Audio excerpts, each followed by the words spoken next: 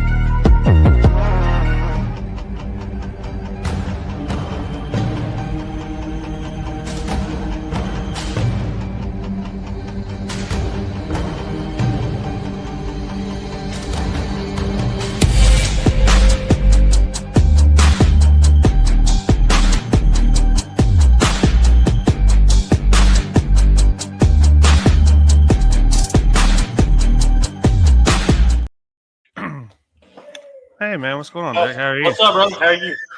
Man, I'm doing great. How are you? Pretty good. Actually, really good. Yeah. Good weekend. Yeah, it was. It was so weird. Not watching. I know we didn't watch it last Saturday, but it was so weird not having college football on Saturday. Yeah. I already miss it, and we have a long time, so. I Yeah. guess well, we have basketball, but I'm just not used to watching basketball. I'm so used to watching football on Saturday. We went and watched a little basketball Friday night. Yeah, we went and watched Colt play. That was a lot of fun. Went and watched Colt play. Good game. They didn't win, but it was a good game. Yeah, it was good meeting him. It was a surprise meeting him. I didn't expect what I saw. You could tell he's a D1 athlete. Yeah, I mean, he literally looked like a grown man playing with high schoolers out there the other night. He's definitely a D1 athlete. But yeah, that was fun. We had a lot of fun Friday doing that. I think we're going to go again next Friday, watch another game. Yep. So with that, we have a big show tonight. We have our network show where the rest of the guys will be joining us in a little bit. But right now, we have a special guest that's joining us from played high school ball in Pittsburgh, Texas, and he has played collegiate ball. He played. He can correct me if I'm wrong, but I think he played 3 years at Liberty, 2 years at Liberty. I'm not. Liberty, yeah.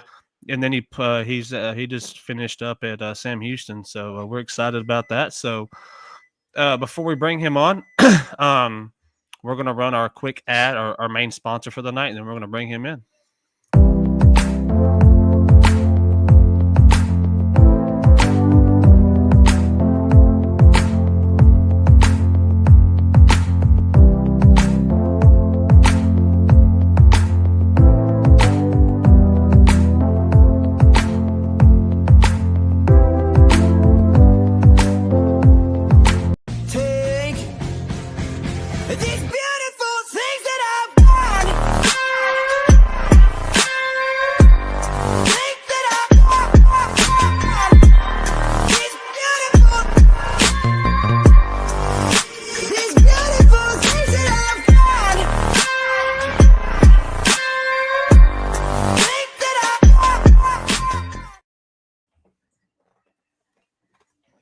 What's up, Mr. Jaylon? How you doing, brother?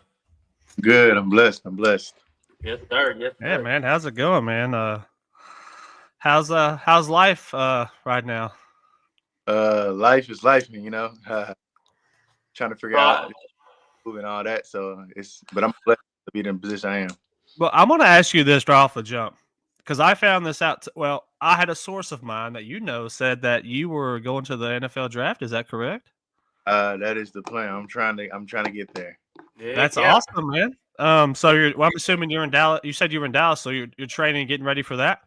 There, I'm in Dallas. I'll be leaving this week to go to Alabama to train at Auburn, and then I'll go back to training for a little bit. That's awesome, man. That's exciting. I mean, what we got April. Well, April. What is it? April. When's the draft? I can't remember the exact. I know it's in April, but that's awesome. And so, let's talk about. Obviously, you played at Pittsburgh. And how many years were you at Liberty? So I was 1 year at Incarnate Word, and I was That's right. That's right. That's down at San Antonio, right? Yeah. Yeah. So, kind of walk us. So you were there for a year. What made you pick Liberty after that? What was like something you really? I mean, obviously, Caden, was he there when you were there? He came, I believe, year after that. Year after that? Okay. I'm not for sure. Okay. So what sold you from Incarnate Word to Liberty? What was it for you that kind of made you go to Liberty after that? So funny story. The coach that Incarnate Word, the safeties coach, he's the one who recruited me to go to IW, but he ended up leaving, going to Liberty, and we always had like a tight knit. Okay. And then too, I just wanted to try something new. Try something new. Get out the States, be on my own. Liberty is a great school for academics and their faith. So therefore, like it plays a big role in who I am today. So. Oh yeah, for sure. So are you classified as safety, or would you just be corner, or are you just an overall DB? Like you play both? So more likely like corner's a little different. I'm not corner. But like that's good though. So would you consider yourself a cover safety, or are you a hard hitting safety? How would you classify yourself in that spot? I'll assist myself as a hard hitting safety. That's exactly what Dallas needs. I'll just say it. Okay. Let's. We're gonna get to that because I got some questions about kind of about the draft. But so you're Liberty, you play there, and then you end up in Sam Houston. What kind of, if you could talk about that, what kind of happened with that? What made you go to Sam Houston? Me, how I looked at the transition, like I'm always big on family, and it was hard for my family to my games and all that. So you know what, I said, I'm gonna come back home. So I always say it's a saying. I'm going out how I came in. So I started in Texas. Now, where exactly is Liberty at? It's in Lynchburg, Virginia. Virginia. Oh, okay. wow. Okay. That is that's yeah. You went from Texas to Virginia. Ooh, I know that had to be rough a little bit in the beginning. Oh yeah, it was. It was a transition, like just learning, just growing, meeting new people, connections, and just honestly just being on your own at your age. Like I was, I think I was 19 away from my mom, so that's and mom and dad family. So like that's hard, but I made a new family. Mama B, she's like my mom away from home. I call her to this day every week still. Like even like that's what. How was it? So obviously Sam Houston. It was. Liberty was good too. I mean, Liberty was great even when you were there. But Sam Houston obviously was. Y'all were really good this year. How was it? How was it being that MVP, man? It was a blessing. It was surreal. But credit doesn't always go to me. So right. It's a team game. It's a team game. Yeah, but I mean that's awesome, man. It's was that MVP of the game or was that just on the defensive side? The game. Wow. Wow. I thought it was just the defensive side, so that's even better. I think that's rare for. I'm not saying not because defensive players aren't good, but usually it's quarterback, a receiver, or a running back. Those are common MVPs of the game. But to be able to get it on the defense side of the ball, I mean, you had a heck of a game, man. You had a pick six that game too, right? 2 interceptions. killing it, man. He was killing it. So let's talk about the draft a little bit, if you can. Or have you had any interest in wanting to come work out teams specifically, or are you just going to go and do general work? Kind of what's that going to be like? That's whatever guy has planned. Really, I'm just hearing it ear by ear. But right now, I'm just putting my faith in me and just working hard and really just if I get that car, I get. But I'm more than happy and blessed where I'm at today. So I'm just blessed to get the opportunity to just come from a small town area I'm from. Oh yeah, Yeah, that's East Texas where the small kids grow. That's right. You still talk to Trey Flewell? Yeah, me and Trey. I know y'all. We had him on too. Yeah, we matter of fact, Trey was at my game. I got him a ticket to come. We played in the Saints Dome because he signed the Saints. Oh so, yeah. For me, it was real cool. I talk to Trey maybe like every week or two that we can because we know both have busy schedules. But Trey's he's my brother for sure. Yeah, we had him on when he was technically he was signed with the Houston Roughnecks still. We had him on. He was still working, he was still training through the injury, and so it was crazy because I was sitting there telling we've been down this we've had recruits on since November. Last week of November, yeah. Yeah, that's when we started. I mean, we stayed booked with people coming on, and I was telling Derek, I was like, man, because I watched that game, some of that same Houston game, that bowl game. I told Derek, I said, man, I'm gonna reach out to you.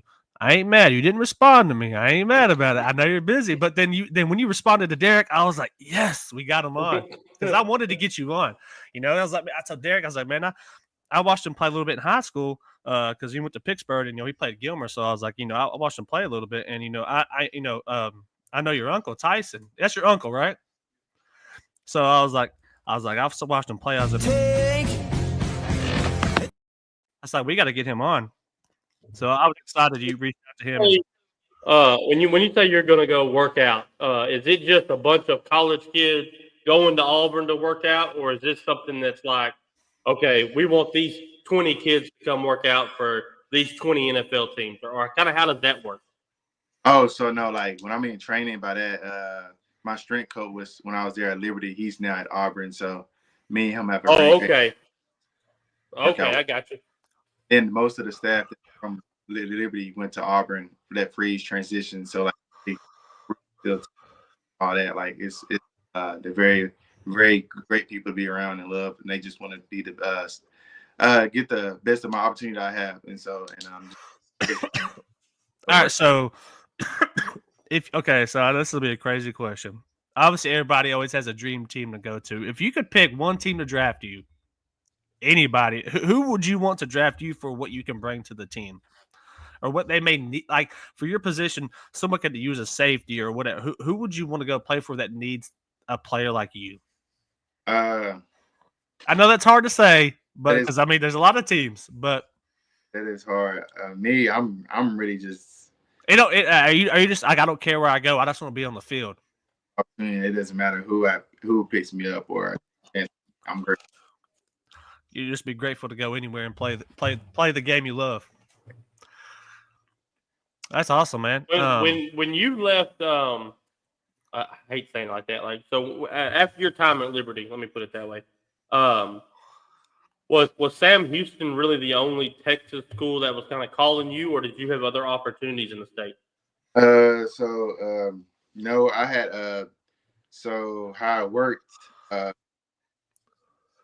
So UIW wanted me to come back, but I wanted to try something new. So I was like, it wasn't no hate, love, no bad relation, but I just wanted to be still, remain at that level because like that's just what I wanted to do. So I had Sam Houston. Sam Houston won on the Texas team, and I had ACU, but what I wanted to do was so I just wanted to make because the recruiting, the transfer portal and all that, it's a lot of work. And like at the time, I was trying to focus on just leaving an impression, good impression of me at Liberty, playing with my team in the Fiesta Bowl that year. And I was just trying to focus on that. So I signed early, December 21st, I believe. And then after I believe after the bowl game, I had a really good bowl game against Oregon. I had a couple of teams. Michigan State followed me. Oh wow! Wow. So you had some options to kind of go kind of bigger, but just drawing back home, that's what you wanted to be. Oh yeah, like I had some big time people follow me, get in touch with me, but I already had signed, and I just that's what I had my heart. God had my heart, so like that's, and I just went ahead and signed with San Houston. Like it was the first team to be with on me during relationships, like before, and then that's what ended up happening. Kind of talking about the transfer portal. What kind of is that process like? I mean, is it like you got to fill out paperwork, or like how does that work with the transfer portal? Basically, you guys say you have a talk with your compliance or your coach. But I just have that grown man face to face. It's a hard conversation we have to have nowadays. Like have the best. You just want the best opportunity for you, and pretty much they just put your name in the transfer portal, and then whoever's like basically the transfer portal is like high school recruiting all over again. Oh, wow.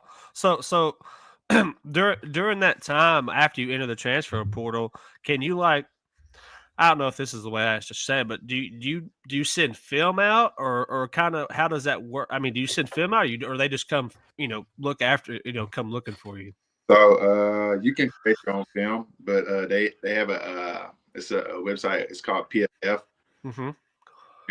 Snap that you play, your grade and all that. So therefore, film of you. So Oh, so it's already done. It's there waiting for them. I'm assuming coaches just get on there and start looking. I'm assuming that's how that works.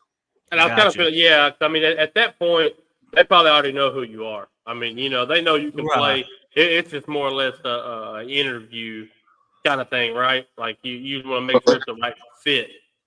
Yeah, what type of player they get, and then they have their they'll call, hey, how's this kid? Like, is he good in class or is he a good teammate? It's all them. It has to be the right fit for them, and then the right. Did you graduate? I no, I graduated from Liberty. Oh, okay. What did you major in? Sports marketing and sports business. I mean, sports marketing. Oh.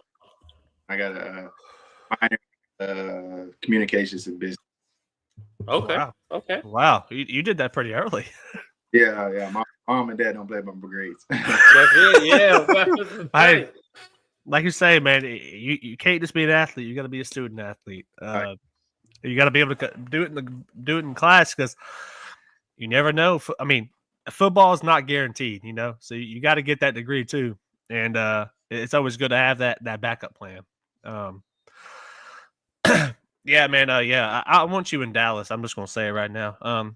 Dallas is but I don't ever bank on Jerry to do anything right, so I'll just leave it at that. It's just Jerry being Jerry. So you got the training coming up. Kind of after that, kind of what's the next step for you? Just kind of waiting. Are you going to continue to? Are you going to go to any other places and train, or do you have any planned workouts for just a general workout with multiple athletes for teams, or kind of what's next after this training? It's really just a waiting game after that. I'll just continue to train, and then if I get invited to training camps, that's training camps start around that time. But it's just a waiting game. But I'll continue to train here in Dallas at the Performance Lab with my guy Brian. He's been incredible with me. Then I go to Flight, DB coach, and then I have One Way too. I have both of them. They've been both hands on with me as my process through college, and now pretty much staying with Brian. And then I got a speed coach that's been working with me, getting my speed right. So therefore, I'll just continue to train. Just be ready. You never know. You gotta always be ready for your moment and your time. So I'm just gonna be ready. Have you always trained at that where you train at in Dallas now? Have you been training there for a while? Yeah, I've been training here for a while. In college, I got my dad knew him. They had connections, and so therefore I knew him. And then we started training. I've been training there ever since. He's actually one of the top gyms in Fort Worth. He's a really good trainer. Helped me a lot with my body fatigue and all that. So I want to give a shout out to Brian for what all he's done for me. But yeah, it's really great. Yeah, it's awesome. Shout out to Brian. Now, do you have a? This might be a little too much information. I don't know yet, but have you signed with an agent or anything? Or are you still just kind of soloing it right now? No, not yet. But I'm in the process of working because it's a whole transition to like everything's a transition. You just gotta know the right fit and everything. Because obviously I came from a small school, so therefore they're gonna look at the bigger schools, DBs first. But God always has a plan. So Oh, yeah, absolutely. And like you said, I mean, your film's going to show what you can do. So I mean, it'll work out how it's supposed to. oh yeah, for sure. But I'm in a work to talking to some right now. But like I gotta go whatever guys wanted to go. So That's awesome, man. Well, so I do want to ask. I don't know off my head, but did you have to fight any major injuries in college? Anything that was really significant? yes, I did. So I had a great freshman year, second year, but I only played 9 games that year. I ended up straining my MCL and partially tearing my ACL. So Mm. Mm. during that time, 2019, next year 2020 was COVID. I had to rehab my whole knee by myself because I couldn't be in contact with anybody. That was, Oh my god! and I had lost over 50 family members to COVID and all that, family and friends. So Wow. during that, Wow. so I just but I stayed with it, and I actually brought me to that was one of the strongest moments of my life. Just that process, and then I came back. I got cleared in 5 months. It's not really like supposed to happen, but I got cleared in like 5 to 6 months from my ACL. Wow. Was that the biggest injury you had in college? Wow. I mean, like you said, not just the injury, but when COVID hit, obviously that hit everybody, and to have Did an injury, the are rehab by you yourself, yeah, that's crazy. are you did you go to Pittsburgh your whole life, or did you go Gilmer, Dangerfield? No, I was actually in Springs till second grade. I moved to Pittsburgh second grade, Hey, and Heath Spring? sure. Oh, okay. Yeah, you got up out of there. That's a smart move. I'll be honest. I just be honest. Just gonna keep it real. Yeah, that's a good thing. You got up out of You got way up out of there. But there. no, I've been to Pittsburgh majority of most of my life. Yes, sir. Oh yeah, Pittsburgh. They gonna Pittsburgh. name it the Jaylon Jimmerson Field, Pittsburgh ISD. It's in great hands right now. How it is. Oh, okay. Have you been back to watch any games since you? I mean, obviously you're busy, college and everything, but have you had a chance to go back at all, watch any games? I have not had a chance, but I have had to come watch some football in Texas every now and then. I had a couple times to watch my baby my little brother Bryson when he was at Gilmer, and when they went to play in state game against Carthage. That's only the times, but like most of the time I just been in Lynchburg, Virginia most of the time, so I don't really have that time to come back. But I came back. I came back when I was in Sam Houston. Where like I came back and I trained some of the kids. Just trying to get back to my community any way I can, give them what I can, because I know it's hard. But you just gotta stay your head down, work his ways. That's awesome. He came back to train some kids. I mean, Were you strictly football, or did you play all sports in high school? I play sport for soccer. Soccer's Oh, do they have soccer at Pittsburgh now? good at soccer in Pittsburgh. Oh, Really, wow. too much running for you. yeah. Coach Long, and then he can have that. Yeah, that's a lot of running. That's a lot of running. Woo. Yeah. So you played baseball, football, and basketball I play baseball, football, basketball, and track. and track. What'd you run in the track? I ran the 4x1, a 4x2, 4x4, and open 1, open 2, and they missed me long jump. Hey, so you was in every event. You was there all day competing. You didn't have no downtime at the track meets, huh? Coach Parker had me. Did you say Coach Park? Coach Parker, yeah, Coach Parker. He was Okay. Well, that's awesome, man.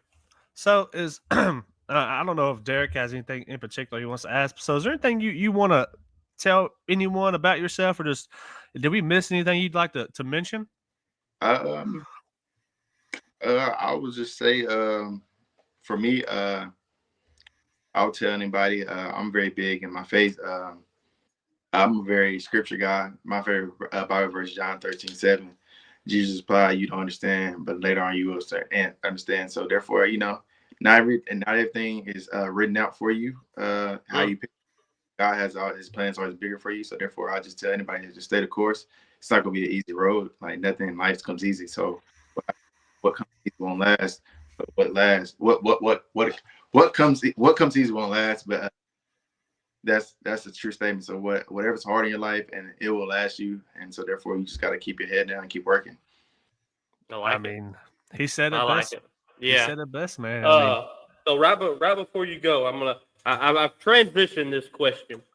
It used to be the college side with the Heisman and the who's going to win it, but now that's over with. So now we go to the NFL. Who's your MVP of the NFL This year? This year. Hands down. Lamar Who? Jackson. Lamar. Who's winning it all? Who's winning now? Chiefs. Come on now. Let's go. Let's go. The Chiefs. I gotta go.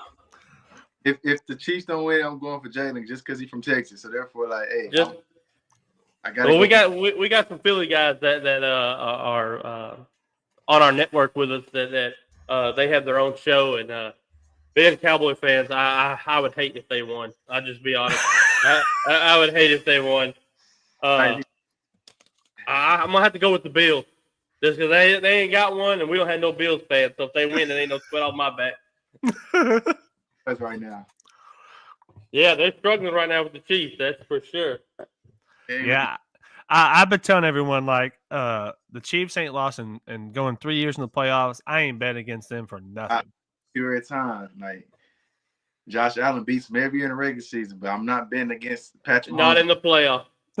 Yeah, listen. It's insane when like even in college and with the playoffs they have now, the length of it in the NFL, the how people can change and how they play. Like we can all. I mean, the Chiefs, they had some luck this year in the regular season. There's no doubt about it.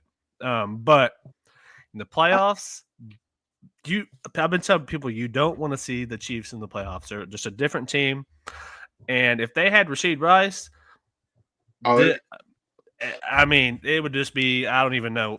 They would be, I mean, they're phenomenal already. I love their defense. I think that's a big the defense is playing lights out. Chris Jones is a beast. Nick Bolton is a beast. They're just Hey, I do have one question. I literally just popped in my head.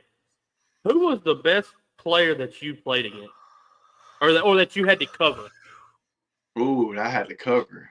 Well, he was on my team, so. Okay. I don't know if y'all know DeMario Douglas. He plays with the Patriots right now. He's the slot receiver number 3 for the Patriots. Okay. Well, was that at Liberty? He's by 5'8", but 175. But when I say he's fast, quick. Hey, that might be why you're as good as you are, having to cover him in practice. He's generational talent. I will say that. That's a first on this podcast. Everybody we've asked, it's always opposing players they've played against. Ain't nobody said their own teammate was the best. Their own teammate. Yeah, I like that. That's crazy. But let's say if you know the name outside of playing against your teammate, that's the best. Was there anybody else that you played against that was really good? Let me see here. I will say let me think. It could even be like he's like nobody. I locked everybody down. Ain't nobody good. Like the people I played, like it's crazy because I had like DeMario Douglas and then going against Malik Willis in practice. It's just like unreal. Yeah, I was going to say Malik. Yeah. Wow, that's right. Is he Green Bay, right? Green Bay. Yeah, right now. Yeah, the Green Bay quarterback. That's right. I played against some real like dogs, but like if I had to like say who I like the best I probably played against, I'll probably say when we played BYU, we upset them here. I don't know how to say his name, but the receiver from the Rams, Kumpa, we played him. Puka. Yeah, we played him. You played against Puka? Ooh. Yeah, Puka, dog. Listen, I had them going to the Super Bowl this year because of Puka and the boys, but I know they lost to the Eagles, but Puka is insane. Yeah, like he's really big. Is there anybody that you're looking forward to guarding in the NFL? Anybody. Anybody? Yeah. As long as you're guarding somebody in the NFL, right? I'm signing for anybody, man. I'm blessed with opportunity. I'm ready for my moment, and I know God has prepared me for this, so therefore I'm thankful. Yes, sir. Well, man, we appreciate you coming on and hanging out with us, and we're gonna keep up with you. Good luck with the workouts and the draft coming up, and we'd like to have you back on. I know it's just going to continue to get busier for you, but if you have an opportunity to give us a few minutes in the future, we'd like to have you back on, man. Sure. Thank y'all for having me. Yeah, thank you, and don't ignore me no more, man. I'm just messing with you, man. I know you're busy, man. I know. All right, man. Keep us posted. Yes, sir. Later, man. Awesome. Awesome. I think that was. Am I mistaken? That's our first actual college kid. Technically, Max Belfort. Technically, well, yeah. I'm talking. He didn't play his freshman year because of the injury. But yeah. I just meant like we've been going high school to college. Now this Correct. is college getting ready for the pros. Him, and you could even say Trey was in that kind of that line. Trey. Yeah, but yeah, him and Trey were technically the first people NFL getting ready for the NFL type thing. And hey, real quick, we have some right now breaking news in the WNBA. Yeah, I just got it. Kelsey Plum just got traded to the Sparks. Wow. So the Aces have now lost Kelsey Plum and Kate Martin. Wow. Because Kate Martin I am surprised about that. She, to me, was a key player for them. She's a baller, dude. She was a stud at the University of Washington. I'm talking Kelsey Plum was a baller. So it looks like they got Joelle Lloyd from the Storm. I don't know that. I haven't clicked on it. I just seen this pop up on my phone. It's a 3-team trade. Wow. I don't know what the other part of it is, but that's kind of where we're at. Wow. All right. Well, before we get all the boys on, let's run another quick ad, get that out the way, and let's get these ads rolling, and then we'll. I know we got Mr. Eddie here. We're waiting on Casey. I'm sure he'll be hopping on soon, and then I know Sean was going to be a little late with him and his buddy. By the way. Real quick, do you want to send Sean the link to send to his buddy while we run this ad? He can do it. Oh yes, yeah. Okay. All right, cool. Well, let's run this other ad, and then we'll get whoever's in. We'll go ahead and get him in, and then we'll just keep popping everybody in. One of the many things that we offer is a fence repair, and today we're out here in Longview, Texas. We are going to be replacing a rotten 4x4 post.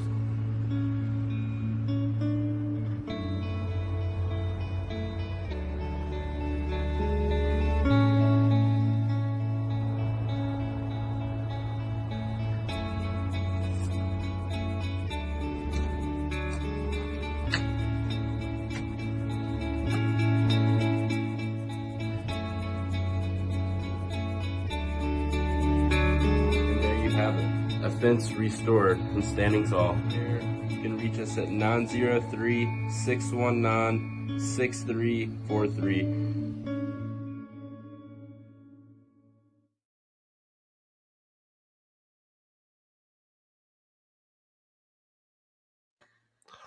All right, awesome. It's time to bring on the man, the myth, the original. The original. Let me mute my mic there. How are you, Mr. Eddie? Good. How are you? I'm doing good, man.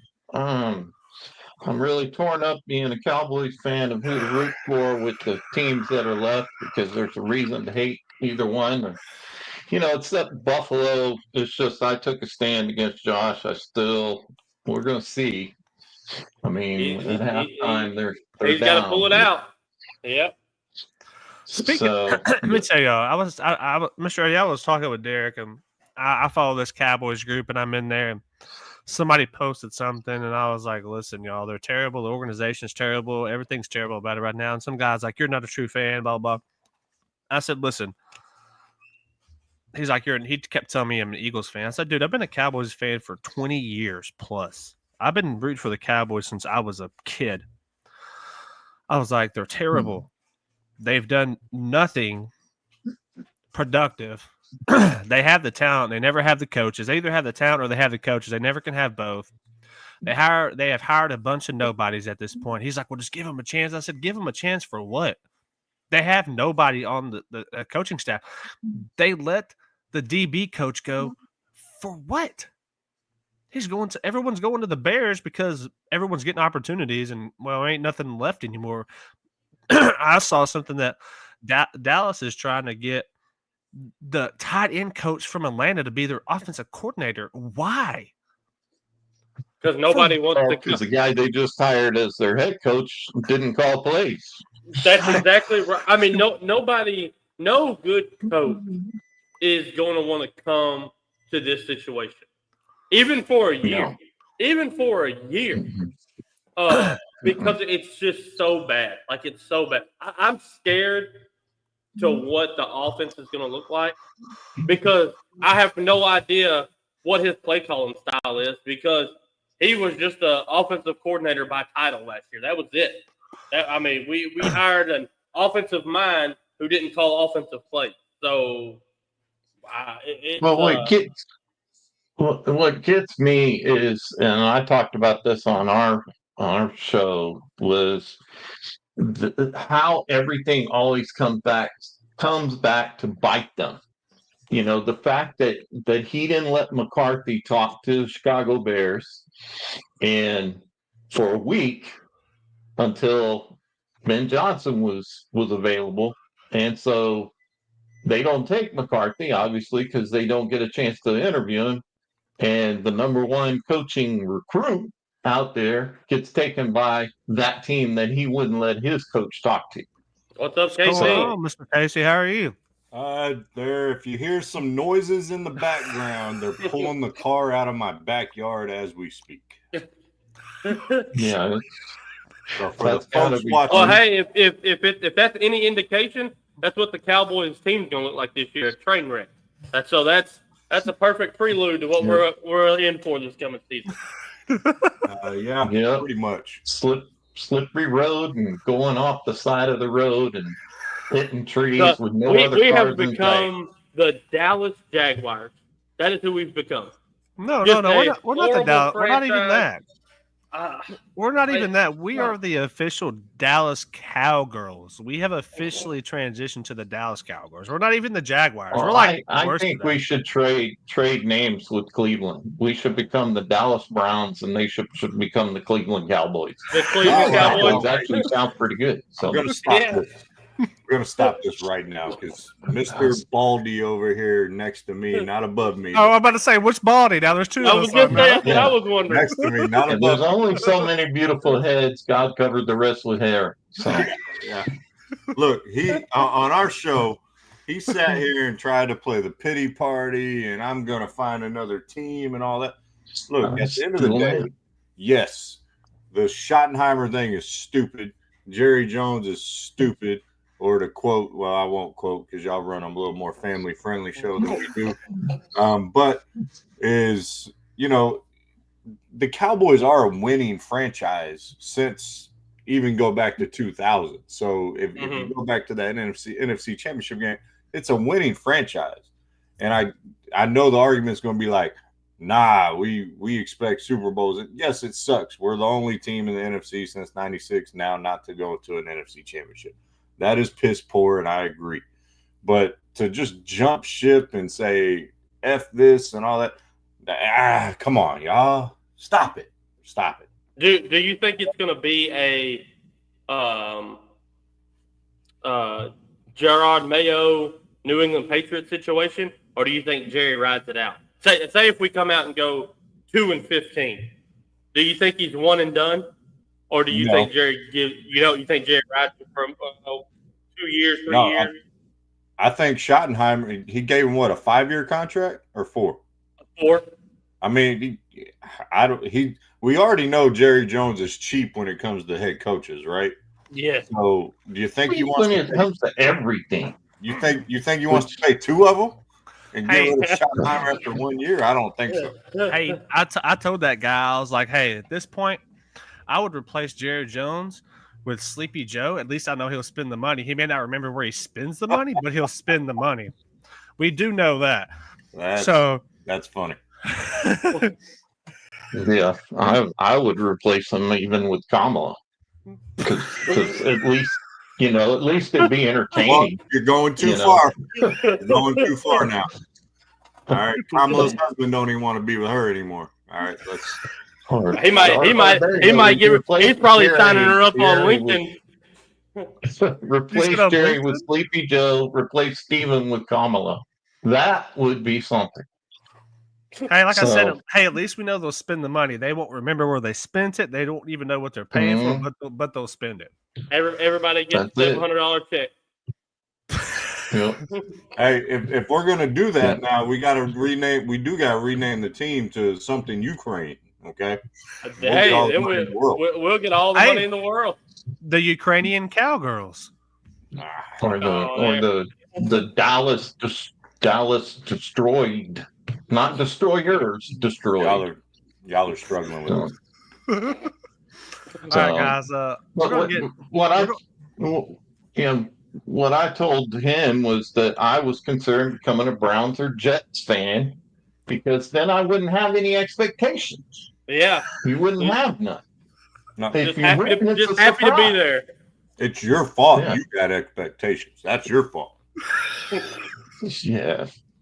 By the way, hey, I'm going to quote Herm Edwards. You play to win the game. That's right. You also need to sit high enough up in your chair so the thing ain't blocking your face. You need to get a phone book or something, or a booster. So what? The 49ers are not. They're hiring him for what? Defensive coordinator? Yeah, defensive coordinator. Yeah. I love the hire. No, I think it's a great move. Yeah. I mean, I think I'm glad he's stepping back from the head coaching position, and I mean, I think he's a great defensive coordinator. And obviously, San Francisco's defense was injured but struggled when they had health. Yeah, a great hire for them. I think that's where a lot of coaches fail. Is some coaches are offensive coordinators, some coaches are defensive coordinators, some coaches are head coaches. That's how North Turner was. To me, exactly. North Turner was a great coordinator, but he sucked as a head coach. Exactly. Everybody wants to be that next guy. They want to be that head guy. I'd rather be great at a defensive coordinator than a subpar head coach. By the way, I talking about that, why do y'all think people struggle? Like, you could have to be the best defensive offensive coordinator, but you struggle as a head coach. Is you think just taking that role? Now you're on the whole team. And I'll let Casey finish the thought out, but it has to do with there's a lot more to it than, it's the same thing in business. You want to be a manager, you want to take over as a director, but then you don't realize all the back office crap you got to deal with. And I think that's a lot of it. And Casey can probably speak better to this, since he's been in a head coach position before, so he knows the difference. Yeah, obviously much different level than the professional level, being a high school head basketball coach. But the moving, just from my experience, moving from that seat a foot to the right or left, depending on how your benches are set up for a basketball coach, is a whole world of difference. There's a whole different level of expectation. There's a whole different level of accountability.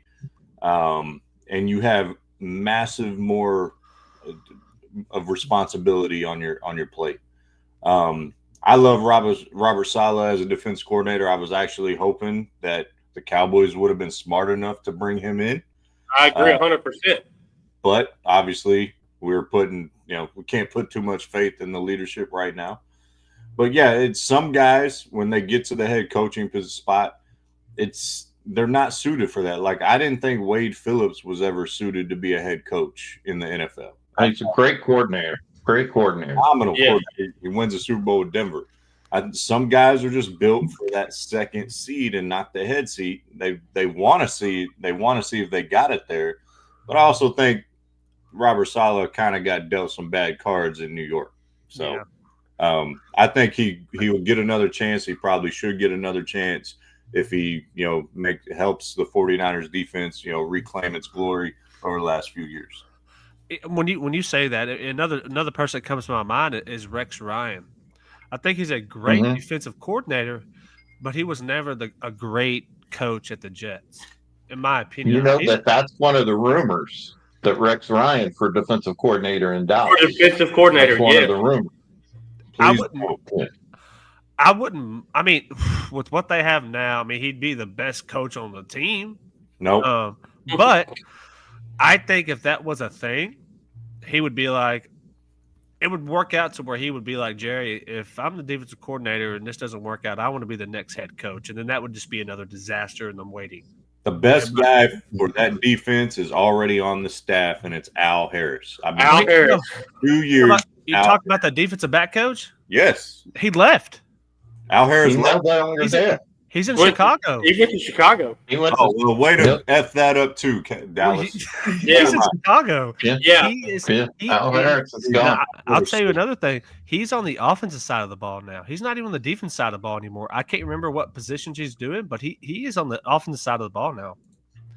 He's like the passing game coordinator and something else. Like he's gone. Yep.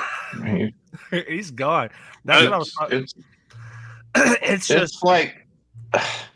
like everything that could possibly be wrong continues to go that way. And at this point, I would have rather had Kellen Moore. I agree. He at least called plays, right? I mean, he's going Super Bowl. That's what I'm saying. Even when he was at Dallas, he called the plays, and he was good at calling the plays. We had a good offense under Kellen Moore. I don't think he's a head coach. I think he's an offensive coordinator. But if you're going to hire an offensive coordinator as your head coach, at least let the guy call the plays. That's the whole thing. I think is you say he has an offensive mind, but I hadn't even seen it on the field. So how am I supposed to know he's got an offensive mind? Well, they're banking off of they're thinking he's going to do something like his daddy done. And that's what everyone's banking off of. But he hadn't done nothing. He hasn't proven anything, in my opinion, to be a head coach. No, he is Lincoln Riley. Like, what has Lincoln Riley done to prove that he's an amazing head coach? That he gets up? Yeah, he's got a couple Heisman Trophy winners, but that's it. That's all he's produced on the college side. That's it. Yep. What do y'all think about the Jaguars hiring this guy?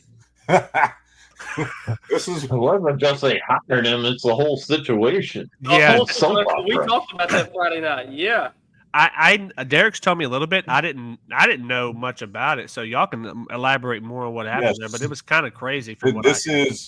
So we went a little more in depth on Thursday night. On Thursday, the craziest situation I think I've ever seen in hiring a head coach. For the people that don't know, is Liam Cohn. He was the offensive coordinator of Tampa Bay. He goes and interviews with the GM of the Jaguars, and I'm assuming the ownership as well was in that meeting. Goes and tells the Bucks, "No, I'm not going to take that job," or "Hey, I need more money." So the Bucks offer him $4.2 million to be the highest paid coordinator in the NFL on the offensive side because he turned Baker Mayfield into a quarterback again. And then the owner's son, who I guess is running things, Khan's son, fires the GM so he'll come back and be the head coach. Wait, the Bucks GM got fired? No. The Jaguars. Oh, the Jaguar. Okay. What? You want to talk about having investment and not your job and having job security from the ownership. You got the GM fired and you're not even there yet. Yeah. Wow. That's And he got a pay raise. Wow. So that's how he became the coach. Yep. Is he going to be better than what is it, Penderson or whatever his name Doug is? Peterson. Peterson. You don't think he's going to do anything better than him?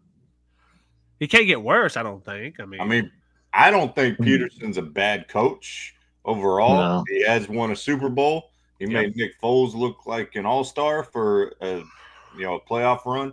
4 or 5 games. Yeah. It is what it is. I think the situation, and maybe the GM was part of the issue there, but maybe the culture started bad from him. I don't know. I've never been a big believer in Trevor Lawrence personally. I was just going to ask, what are your thoughts on Trevor Lawrence? I've never been a believer in Trevor Lawrence as a pro player. In college, he was really good, but it just never transitioned to the pro level. He's another one of those players that can't stay consistent. One year he's lighting it up, the next year it's just for some reason it just does not work. And to me it's that consistency. Well, maybe Cohen can turn him back around. Maybe, I don't know. Maybe he's hit his peak. Maybe that is his peak. We were actually just talking about Trevor Lawrence because I had been hearing. Again, obviously, every ESPN floats everything around that can be around. I even heard that they may even consider trading him in the draft to get higher up to pick a quarterback. But I just don't know if that's the best thing for the Jaguars, because then you have a coach that did turn Baker Mayfield into a quarterback and got him paid, essentially, if you want to go that far.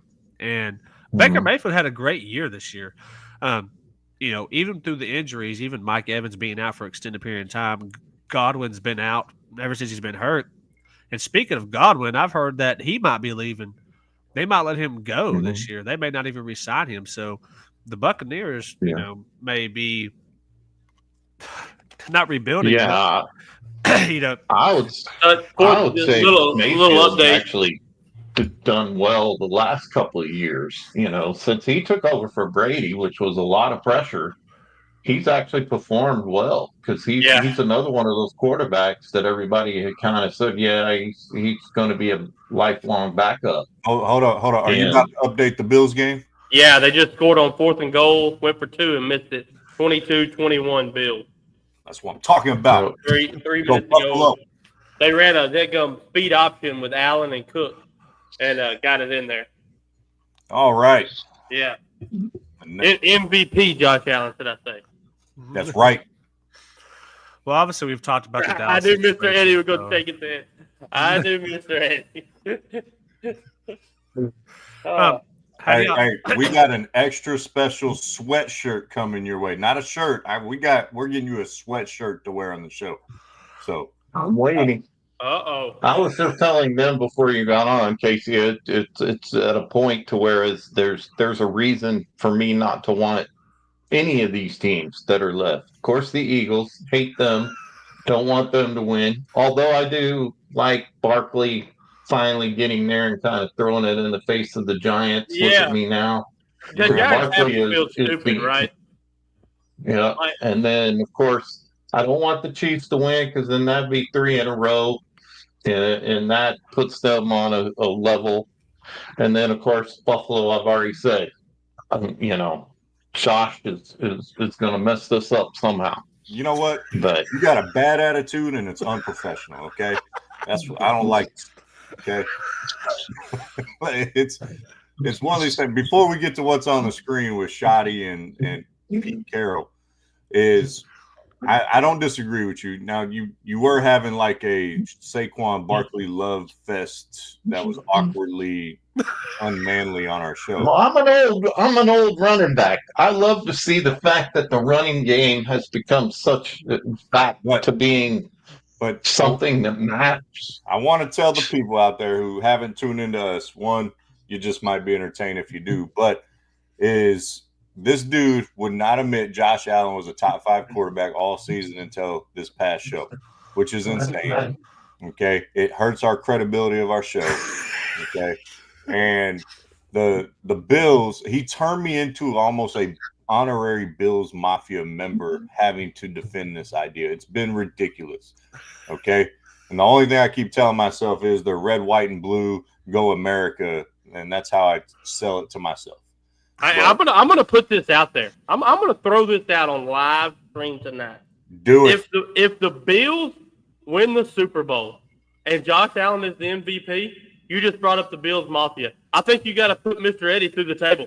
You got to put him through the table like the Bills Mafia. On live television. On live. Let's just do it. Let's do it. Yeah, I mean, I still don't think he's going to do it. But, hey, did you find that phone book to prop you up? Because you're above your name now. No, I moved the camera. The camera. Gotcha. Uh-oh. You know, But hey, I don't need a phone book. I got a big butt, so that on the show. So to the Pete Carroll hire. Mistake of Schottenheimer. We'll go Shotty. Or do you want to go Pete first? We can do Shotty. We've been on them. Might as well run it on out with them. Y'all lead the way. This is going to go one or two ways. Either we're going to go on a little run because Dak's coming back, depending on what they do in the draft.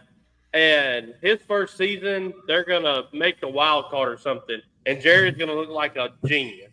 Got this cheap offensive coordinator to be the head coach. Something similar to what Washington did this season, right? Just kind of surprise everybody. Or, like I said a while ago, they're going to go 2-15. And where do we go from there? Kind of situation. I don't think there's really an in-between. I don't think there's an 8-9 season coming up or anything like that. It's either going to be really good or it's going to be horrible. And I think it depends on the offensive coordinators that we scrape from the bottom of the barrel or the defensive coordinator, because we have neither and nobody wants to come. Well, I'll go ahead and say that I think that I think Dion was in play, but I think that came down to they can't figure out a way to get his son there. And I don't think Dion's going to go anywhere that his son's not going to be. And there's just no way for the Cowboys to be able to get him and get a high enough draft pick to do that. And, of course, they've already paid Dak. So I do think that that's what the original plan was, to try and get Dion. But then that didn't work out because they can't get his son on the team. There's just no way to get a high enough draft pick. I also think that he would have not given Dion the power he wanted. Jerry's not going to give the power up. It's always going to be 98% all on Jerry and 2% on the coach. It's always going to be that way as long as Jerry's there. And even though Dion is Dion, Dion's not. If he's going to come in and be like, listen, Jerry, this is my team. I make the decision. You just be the owner. You run. You take care of the business side. Let me run the team. And Jerry ain't going to do that. It don't matter who it is. He's not going to do it. Dion's in the perfect position right now because what's going to happen is Shador's going to go 3 to the Giants, right? I mean, I think we're all going to agree to that. Giants need a quarterback. They're going to go get Shador. Travis will go 2. Ward will go 1. They'll bomb next year in New York. Dion will bomb in Colorado. Match made in heaven. New York's going to fire their coach. Shador's already there. Prime time is going to be in the Big Apple, the biggest stage. I mean, New York City, and it's a match made in heaven. That's the play. Where's that hot take? Right? Where's the fire around the? You need right now. I got you. No, but ultimately, that's a great scenario, and I don't necessarily. That's not a bad situation right there, right? I'll say this about the coaching search for the Cowboys, and I think Dion was the first call. And I don't think Dion was the first plan. Mike McCarthy was the first plan. Yeah, that's why they didn't let him talk to Chicago.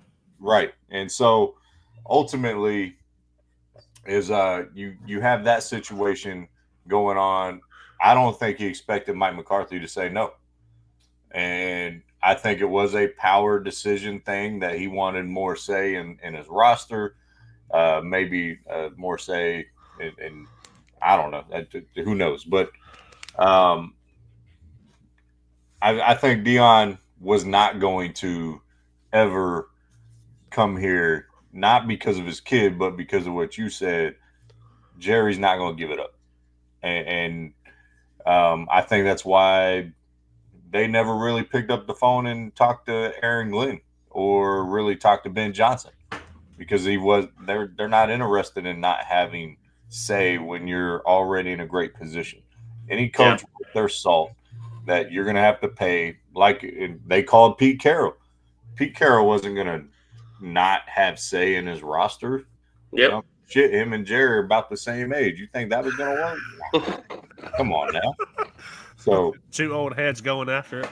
Yeah, and so ultimately, Derek. I think you're right. It goes one of two ways: either the Cowboys have a phenomenal season and make the playoffs, maybe even win the division. I think that's a way overreach based on the Washington and Philadelphia, but no one's won the division 2 years in a row and forever, so you never know. But ultimately, you'll see what happens. He's either going to look like a genius or he's going to look like a dumb rear end, because this is a dumb rear end move that most. He already looks like a dumb rear end. So could this be kind of the, we've saw a lot of 1-year coaches get fired. Could this be a situation where he has a terrible year and Jerry's like, I made a mistake? Well, I think Derek asked me that. You had stepped away. We had just talked about it. I said no, because he gave him a 4-year contract. I think that guarantees him at least 2. Jerry doesn't like paying coaches in the first place. You think he's going to want to pay 2 guys for 3 years? Hell nah. Yeah, he ain't wanting to do that. So I think he'll write it out. There'll be some, if they don't do well next year, there'll be some built-in excuse for the franchise, like, oh, he's the first time he's getting his feet wet, or they're figuring out, or they're going to get his guys this upcoming off season. Some BS like that Jerry likes to feed the fans. Mm-hmm. So I think he's got 2 years guaranteed, and if he does well, Jerry looks like, oh, see, I know what I'm doing running the team. Y'all said this dude ain't going to coach or can't coach. That's the whole thing with Jerry, and I've always said this. The reason Dallas doesn't make any major moves in season is because, trade deadline or whatever, is because if that happens, if Dallas makes a major trade at a trade deadline, that's telling everybody, that's Jerry telling everybody, hey, I screwed up. The team that I created wasn't very good, or we missed a piece or whatever. And he will never admit to that. That's why we don't go out and get the big name people, because he'd rather spend I sent it today. Instead of Derrick Henry for $8 million, we'd rather go spend $7.5 million on 2 running backs, and one of them had 100 yards this season total. Right. Well, I will say on your trade point, he did do the Amari Cooper midseason. I would consider that a big trade. But the only time before that he got burned. He got burned multiple times, mainly on receivers. Roy Williams. Terrible trade. That's right. Rocket Ishmael, solid trade, but not what he gave up. Or no, not Ishmael. Joey Galloway. Now I don't know if that was mid-season or not. That may have been off-season, but he's been burned on the trade market ever since he started doing this on his own. But now listen to what you just said. The trades that you just talked about were all receivers, all 3 of them. Like, go get a need. I'm not sure if a receiver is necessarily a need all the time, but for him, it was a big name. It was a quote unquote splash, because guess what? People are gonna buy jerseys. People are gonna buy Amari Cooper jersey. The Roy Williams jersey, if I'm not mistaken, I have to go back and look. But on that trade, that Roy Williams jersey was top 10 in the NFL. Like the first month that he was with Dallas. That's all Jerry saw. That's all Jerry saw was the money. But it's just, I don't know. So you can go back to him getting Terrell Owens too. I mean, Yeah. Because Parcells was not all about that, obviously. And so I'm going to say that trade worked out though. Yeah, T.O. wasn't bad. T.O. was a massively impact until that last year when there was drama and he was like, "Oh, Jason and Tony are BFFs and stuff." I think that trade worked out. Terrell Owens was a top 2-3 receiver for those first 2 or 3 years he was here. So, that's why I said after the 2007 season, it broke me as a Cowboys fan to now be a realist and not endless, hopeless romantic. Hopeless romantic. So we know the Cowboys suck and we don't have a lot of faith in them. What did y'all think about the Raiders bringing in Pete Carroll? I mean, phenomenal move. I love it. I was hoping. I mean, at that time with what was left, I was like, all right, we have Pete Carroll left. I mean, this has got to be it. And then bam, Raiders snag him up. I mean, obviously the Raiders organization. I mean, they haven't been good for a while. They have Max Crosby. That's like their best player. So I read something today that Brock Bowers too. Brock Bowers, yeah. Brock Bowers, the rookie, yeah, phenomenal. That Tom Brady is running this organization. I read that. He's partial owner now, but I read today that he is running everything. He is implementing everything. He is on the phone with now Pete Carroll and looking at offensive coordinators, looking at defensive coordinators, looking at special teams coordinators. He is completely hands-on. And then I also read, so I think they're sitting at either 6 or 7 in the draft. I forgot which one it was. But they're talking about trading back and gathering up a crap ton of draft picks and possibly positioning themselves next year to make a run at Arch if Arch comes out.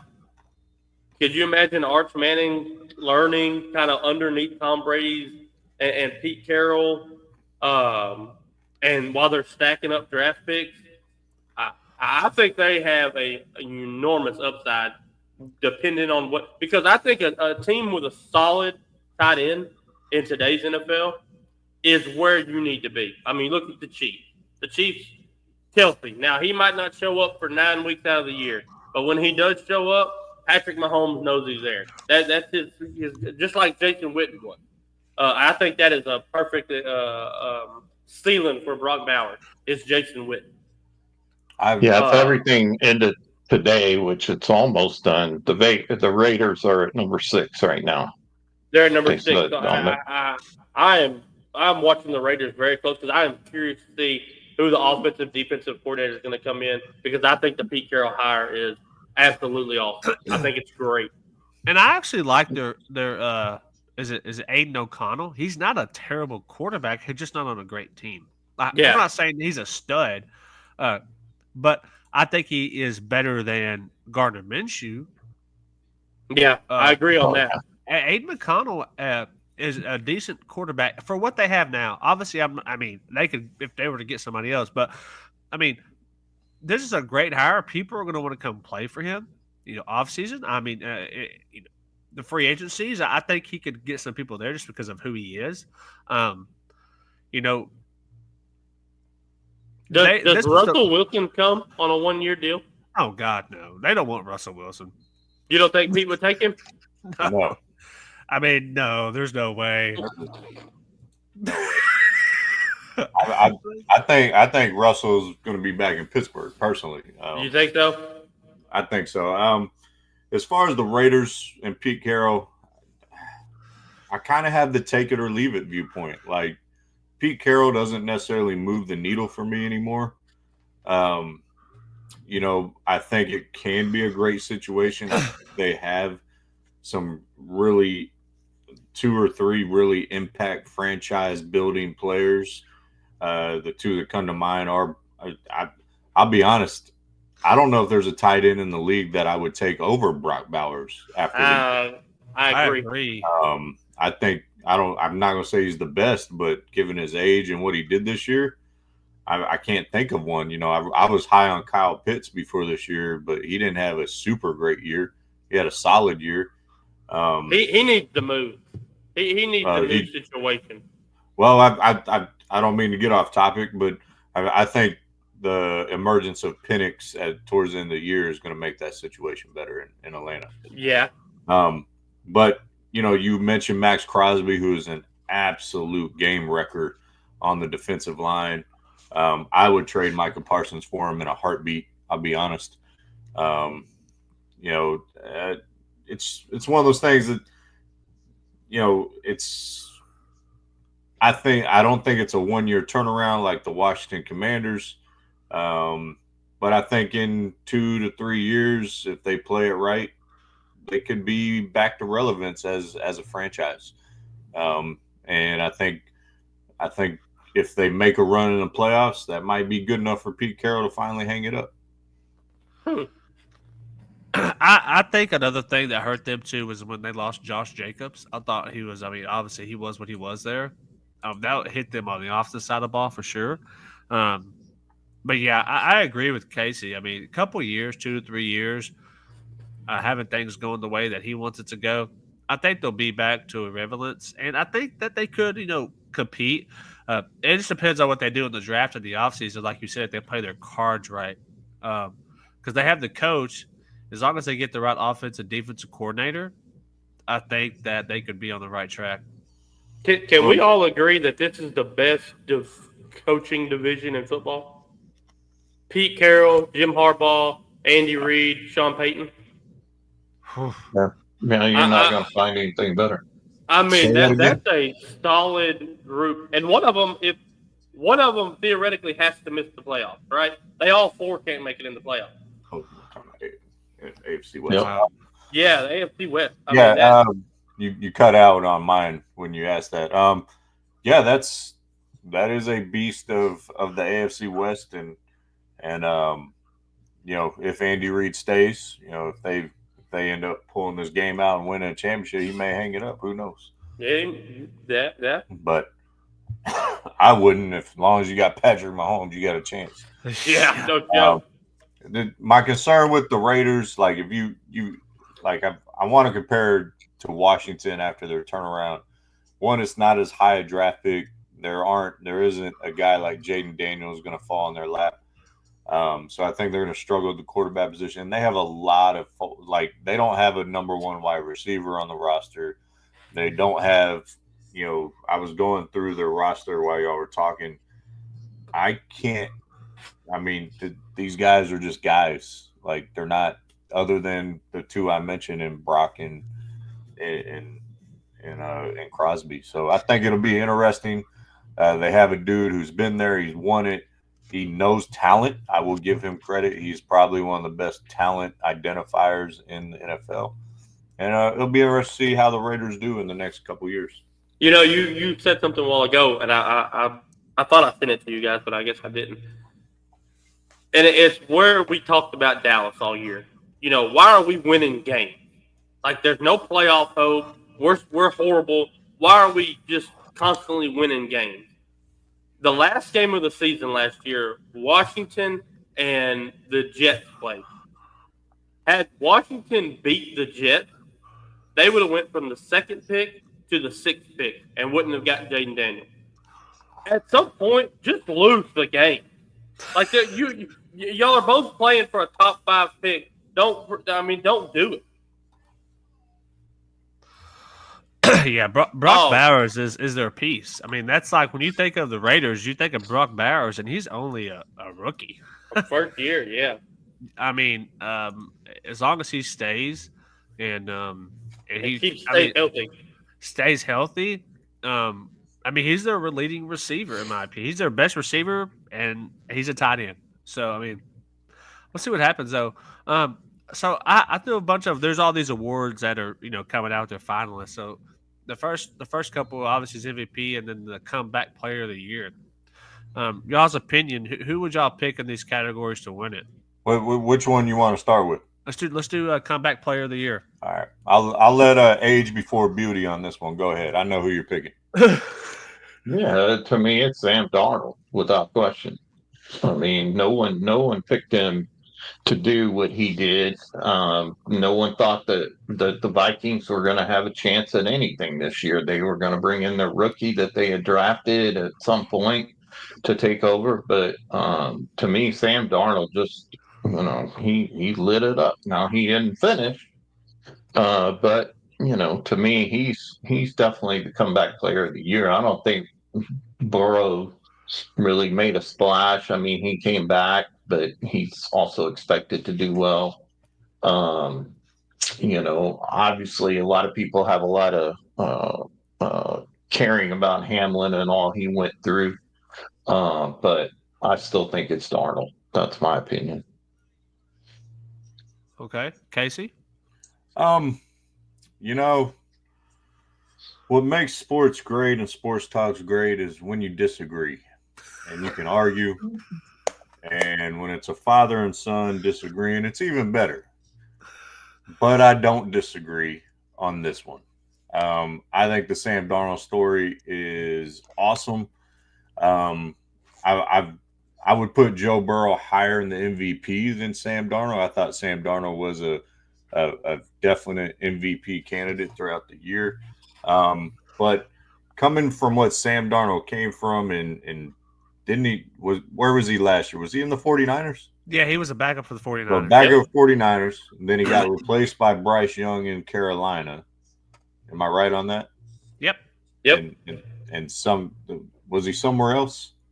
It was in New York. Jets. Well, the Jets originally. He got replaced by Zach Wilson in New York. I'm going to say that again, by Zach Wilson in New York. Mm-hmm. So I think his story is incredible. Not taking away anyone from on that list. I agree with you, Pops. I think you nailed this one on the head. I think it's Sam Darnold. Well, before I tell y'all mine, this is says I really feel like the Raiders are going to reach on a quarterback like Jalen Milroe with their pick, and I could see that as well. I mean, that Jalen Milroe is a Russell Wilson-esque quarterback. Obviously, we know what Wilson and Pete Carroll did in Seattle. That could very well go to number 6, and I think it would be a reach for sure. Patrick Mahomes just ran the ball in. They just scored. Lame.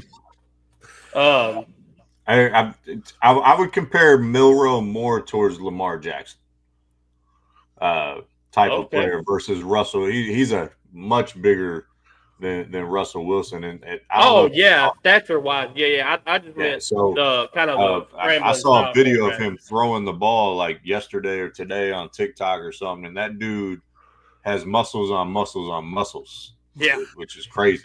Yeah, I was all like, "Thanks for making me feel terrible about my life, Jalen Milroe." I didn't want to see that. So I would compare to there, and I do think if it's the 6th pick, we all know quarterbacks get overvalued in the draft all the time. So he is insanely athletic, as H-Town Sports on top. He plays quarterback and can't throw, though. That's what he said. Well, yeah. I mean, he can throw. He's just not super accurate with the throw. He has an arm. You can't. I mean, I know he can't throw the ball well, like that's in his accuracy, but he can throw the ball.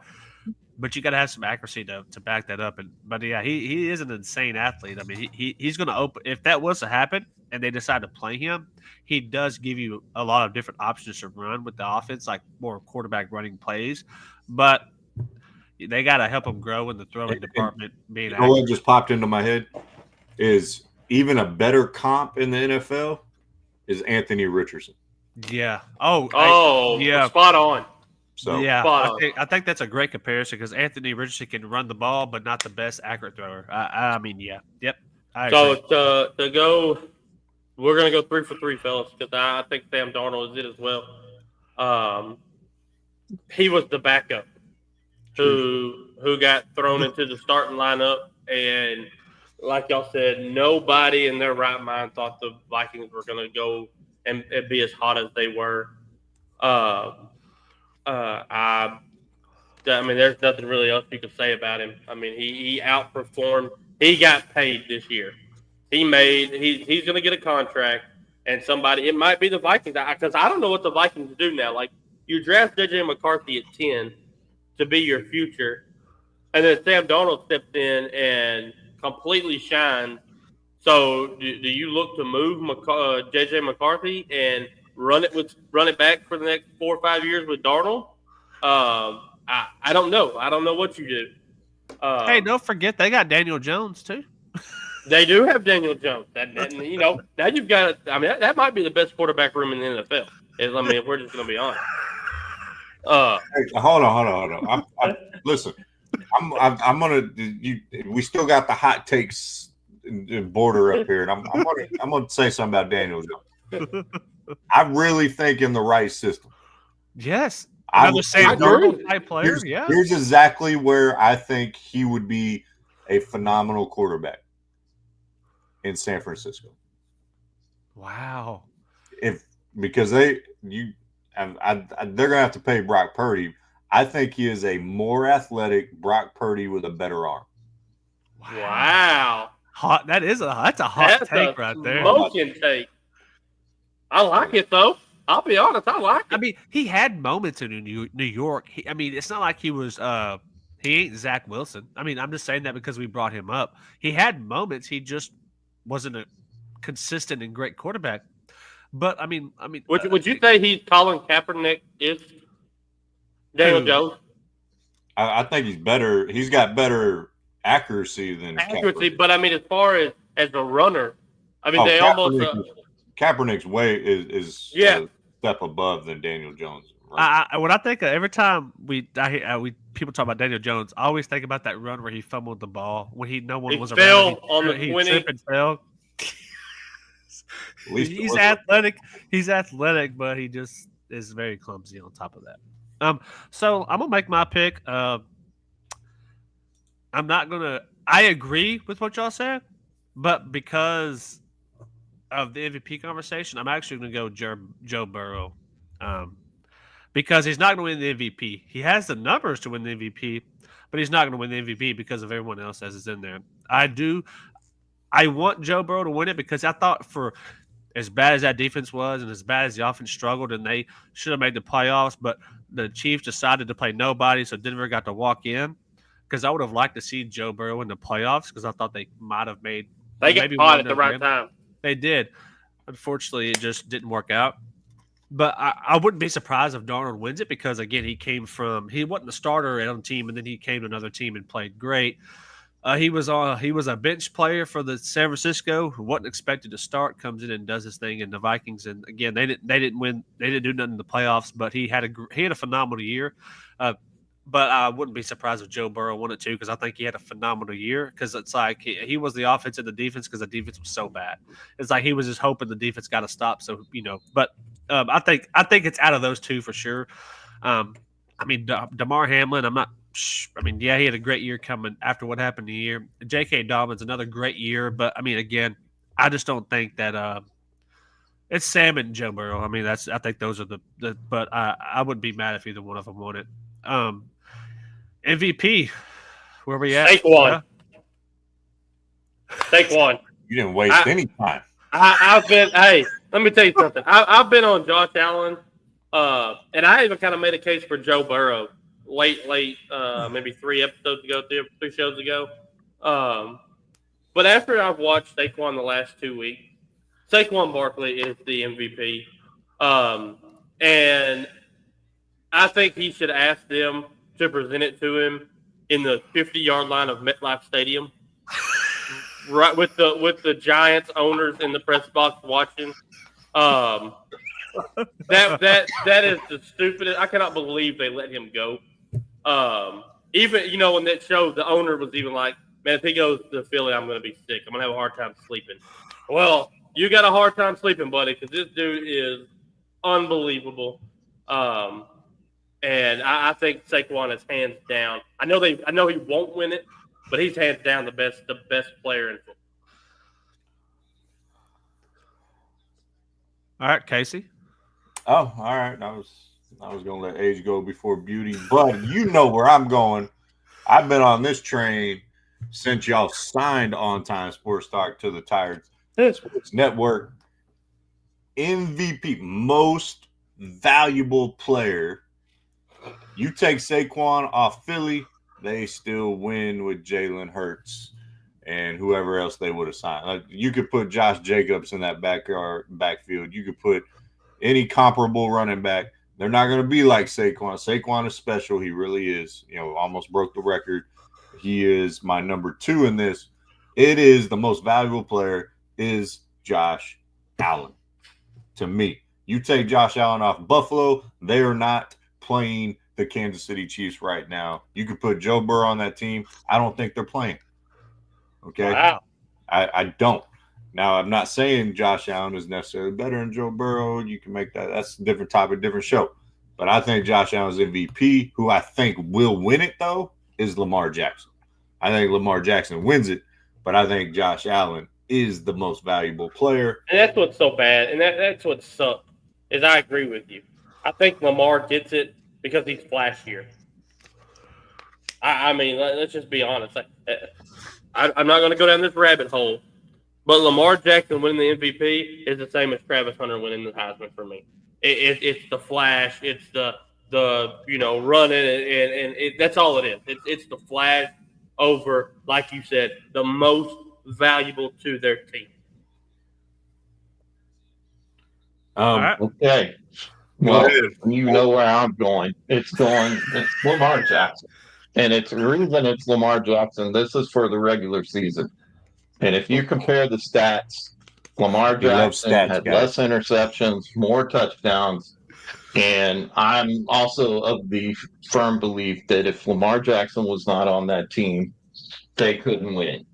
And yet they have Henry, but it still is Lamar Jackson. He played right up to the end, and this award is about what they do during the regular season. It's not about what they do in the playoffs. I think if it was Prescott on that team. I thought he was going to say Dak Prescott. Yeah, if it was playoffs, I would take Saquon Barkley, who would have moved ahead of Lamar Jackson. Who's Saquon? Hey, we know each other like that. Saquon. Saquon. You know what? I try to raise them right. I'm sorry, y'all. I try to raise them right. But I still think that Barkley is, he's the one person I can kind of root for the Eagles just because he has basically carried that team to me. And Lamar is he's just, when it comes to Jackson, he's just always consistent. When I talked about quarterbacks that are not consistent, Jackson is. And this year, I really thought they were going to take it the whole way. But, they came up short, and that's been his issue, his Achilles heel, so to speak. He hasn't been able to win the big one, which is the same thing with Allen. And so we'll see. This game is really close right now with Kansas City and Buffalo. So we're going to see if who's going to pull this out. Well, Lamar Jackson, hands down to me. I'm actually going to agree with Mr. Eddie. I think it's Lamar Jackson too. Now, again, running back, it's rare to win it. Should he win it? Of course. I mean, look what he's done. He should have broke the record. But like H-Town Sports on Top said, they gave it to Lamar last year. He was better this year. Why would they not give it to him this year? Right? And I agree with that. He was better this year. And in that game, it was not Lamar's. I mean, Lamar had some turnovers. He did in that game. He did. He had turnovers. But Josh didn't score any touchdowns either. So. Well, what I was getting at is he had some turnovers, and he owned up to them, but he also put that ball right in Mark Andrews' hands, and he just dropped it. I mean, he did. He dropped the ball. which was surprising. He did. He dropped the ball. Yep. I actually thought Lamar played. I thought Lamar actually threw the ball well. I thought he put him in a position to catch it. He didn't catch it. Buffalo scored. But there was time left. I'm not saying they would have won the game. Woo! Another 4th and goal. Let's go, baby. Josh but- Allen MVP looking good. But I agree. This MVP is not playoffs; it's regular season, and it should be Saquon or Lamar. But I think for some reason they're just. Let me ask y'all this: if Joe Burrow made the playoff, do you think that would have helped his case for MVP? Well, yes. I mean, but I don't think he wins it. Because the early losses I think really hurt the Bengals. But I mean, Burrow had an amazing year, right? I mean, statistically, he had to score 40 points a game almost every game for them to win. I mean, exactly. That's what I'm saying. He had to. That's why I pick him as a comeback player because I know he's not going to get on the MVP side. Tie game, boys. Yes, tie 29-29. So there's some other awards. So you got Offensive Player of the Year. Again, some more players, same players, and Defensive Player of the Year. All right. Hold on. Before we get to that, I want to go back. Let's go back. Okay. Uh-oh. All right. You sound a lot like Dan Orlovsky making excuses for Lamar Jackson not getting it done, okay? We went over this, and I eviscerated the man below me, okay? Lamar Jackson, that catch was to tie the game. It wasn't to win the game. Right. Okay? Right. And he made the right play. I get it. But he threw the pick, and he just gave the ball away. He did. That's on Lamar. You're right. He did own it. He did take responsibility for it. That doesn't mean it wasn't the majority his fault. If you're the quarterback, you're going to get the majority of the credit. You're going to get the majority of the blame. Okay? Lamar Jackson didn't get the job done. He hasn't gotten the job done. I don't give a shit about his stats that someone wants to reference below me. Sorry, family and friends watching. I don't care Josh Allen didn't score a touchdown in the previous game before that or whatever you're referencing. They won. He didn't have to. Okay? I think you take Dak Prescott and put him on the Baltimore Ravens as currently constructed, they win 13 games. I do. If you have Zay Flowers healthy, Mark Andrews, you are insane. Hey, Dak Prescott in that offensive scheme is going to flourish. He's not a 100. He was early on, but he is a pocket passer. Lamar gives them. They design at least every other series. He's doing a quarterback run. I think this is not Dak's style. I'm not saying it would be a little different of an offensive scheme. I'm not saying you would of course change that, but when's the last time Dak had a dominant running game? #Zeke. When is the last time Dak only threw 4 interceptions in a season like Lamar? You can't even compare the two. I think it was his rookie season. His rookie season was Zeke, when Zeke was the best running back in football. Yeah, Dak, the Cowboys were the best team in football. And that's exactly what Baltimore would be. 100%. That's a perfect take, man. I love that take. Thank you. Shut your face. Dak is a if it was Dak in his rookie season when he was young, when he didn't have all these other different things, yeah, of course it would. But if you take the Dak of today and move the two, Lamar Jackson, the Cowboys would start winning. Baltimore would start losing. But I think the reason don't work. The reason that you could take Dak now and put him there because the running game would be elite, and Dak is a perfect play action pass quarterback. That is who Dak is. That's why he was so good his rookie season, because Zeke was pounding the ball. And then everybody would come up to stop that, and Dak didn't have to roll out. He could be that pocket passer, but this year he didn't have a running game, so he had to do it on his own. Man, that would be a good. I'm gonna throw that in Madden and just sim it, just see what happens. See, that's also the difference, though, is Lamar can run the ball, even if they didn't have Henry. Lamar can run the ball, But and they he's got do that team have- there without a great running back in the past. Lamar doesn't put up the numbers he puts up without Derrick Henry. Okay, if Derrick Henry leaves, Lamar's not going to. Has Lamar won an MVP without Derrick Henry on the team? Shut your face. Listen, man, I'm not saying Lamar isn't great. Okay, I'm not saying Lamar isn't great. He's a great player. He's a phenomenal player. I would take him over Dak every day of the week. I'm not saying. I'm not saying. I'm not. What are you saying? What I'm saying is you sit here and you quote these stats and not taking into account in the system that is around him.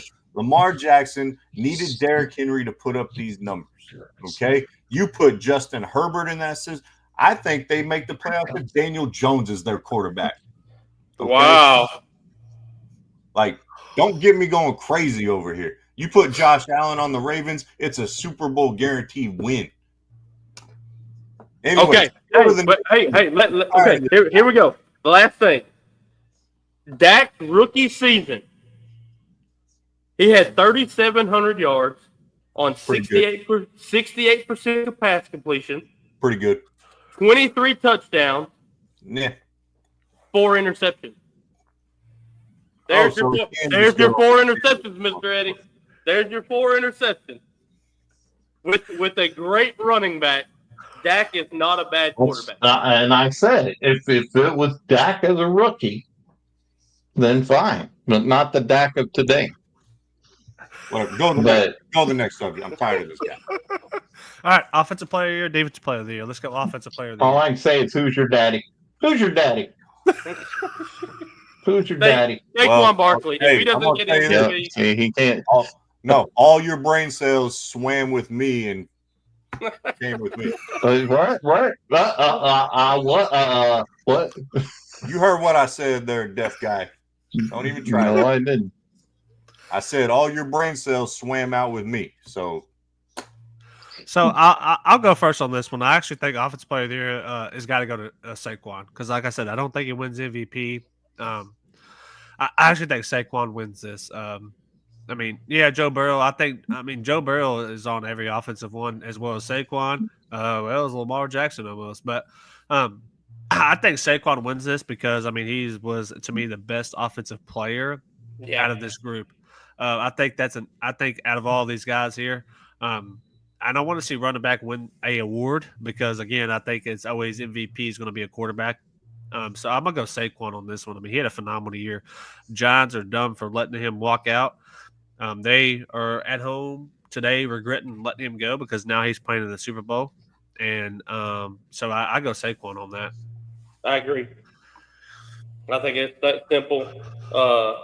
The only difference if the Giants would have kept Saquon is Saquon would have been at home with the Giants. I think the Giants are a bad organization. I don't think they had the players around Saquon to really elevate him. They didn't have a quarterback. They have a receiver now in Neighbors, but they didn't before. The defense was atrocious. I think Saquon wins offense. If he doesn't win MVP, which I'm 95% sure he's not, I think he wins offensive player of the year. Mr. Eddie? For me, it's Barkley. You can make the argument for Henry also, but it's Barkley. I just think he has given the Eagles something they haven't had, and it's made Hurts look a lot better this year. Because if it falls on Hurts' shoulders, we've seen him, and when I talk about inconsistent quarterbacks, I still think that Hurts is one of those that can hurt you in the most inopportune time. But the fact that Barkley has came in there and been a consistent resource to be able to lean on in that running game it's made Hurts better. It's made the team better. And today we saw it. It's dominance today. Yep. KC just went up 3 on a field goal. there's not going to be a lot of argument in this one. I'll be honest. It's no, I'm just kidding. It's CeeDee Lamb, the offensive. No, I'm just kidding. Is Saquon? If he's not getting the MVP, he should be the offensive player of the year. If he does get the MVP, I would say Lamar Jackson is probably the offensive player of the year. So I think it's kind of either or. But Saquon had an amazing year. Don't want to take anything away from that. And that was, it's Saquon, not Shaquan, but Saquon.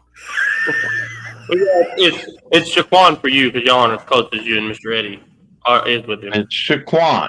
Yeah. As far as defensive MVP, I'll start that one. I think it's T.J. Watt. They're just some minutes. I mean, there's no – they try to double team him, and he's still getting sacks and tackles for loss. If they don't double team him because they're trying to pick up something else or the other way, he's just blowing up who's ever over there one-on-one. So for me, it's Watt, and I think it's pretty simple. Yeah, I agree. I think it's Watt. I mean,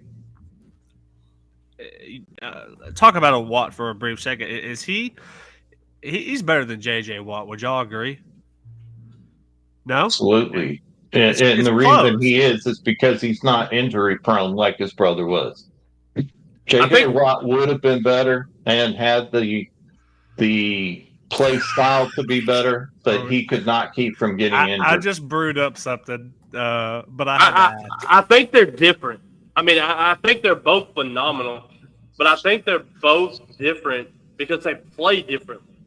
JJ was more, 3 points on the line and holding up, but where Watt was more of he's just going to come get you.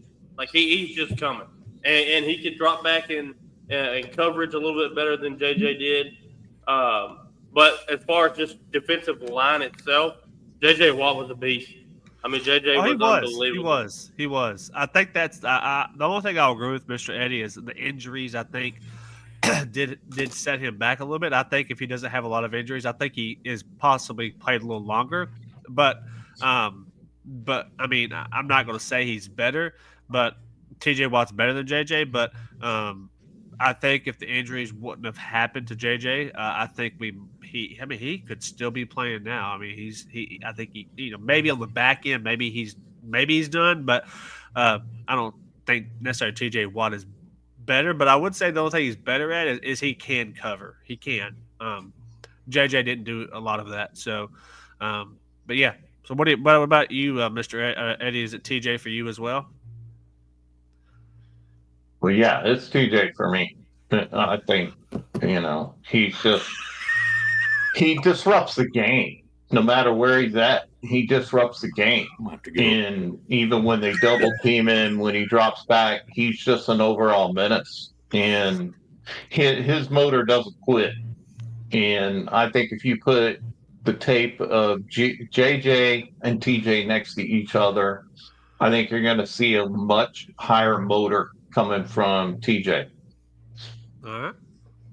Okay, so who wins it for you? Do y'all watch football? Oh my God! Before I get to the asinine comparison between TJ and JJ that y'all are going through, the defense player of the year, the game record is Trey Henderson. That dude is on another level. He is just a larger version of Max Crosby. Yep. Trey Henderson, I would take him. I mean, I don't think I'd take him over Micah, but Trey Hendrickson, if you watch the Bengals, there's one guy on that defense that causes havoc. He is the Kansas City's he's the Bengals version of Chris Jones. That dude is dominant on the defensive line. TJ Watt's great. Don't get me wrong. He's a phenomenal player. I would take him. He'd probably be one of my first defensive players I would take off the board if we were doing a fantasy draft. This TJ JJ conversation, he played 16 games, 8 years of his career. So he did have injuries, and he had some rough ones. He played half the season twice, and then he did have 2 seasons where he played 3 games and 5 games. So he only had 2 seasons where he didn't play half the year. In his last year, in 2022, he had 12 and a half sacks at his age that he had. JJ is, man, that dude at defensive end, there's not many better. There really isn't. One's a linebacker, one's a defensive end. I think TJ is more of a hybrid player, like a Micah Parsons. They're different players. They both have their greatness. JJ carried to me, JJ carried a franchise. TJ has never carried the Steelers. To me, he's a phenomenal player, but that franchise isn't being carried by TJ Watt. He is the best defensive player on that team, but I've just never seen it that way. JJ carried a city on his back. So you're saying that Andre Johnson on those teams that he played, that you're saying that he carried, had nothing to do with it? There wasn't a lot of crossover between. You're gonna make me look this up, dude. Oh, man. Just because I disagree doesn't mean you have to think, oh, it's a bad point. Well, it is a bad point, and I have to point that out. And how many times can I use point in one pointed sentence? Poindexter. Listen, I think in the league in 2003, left the Texans in 2014. They were only together 4 seasons. Like, let's not act like.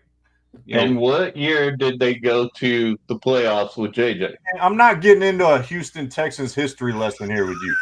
All right, if you want to do this, well, if you're going to talk, you better know your facts. I do know my facts, and I know JJ was a hell of a player, and he's equal, if not better than TJ Watt. He's carried a no way. TJ didn't carry a franchise. This is how I would look at it, and I agree with you. If I show you a picture of the Houston Texans logo, what's the first player that comes to mind? JJ Watt. I mean, it's going to be JJ. JJ Watt. If I show you a Pittsburgh, who would it be? Not TJ Watt. There'd be a plethora, Bradshaw or Jerome Bettis, Roethlisberger. Yeah, so I do agree.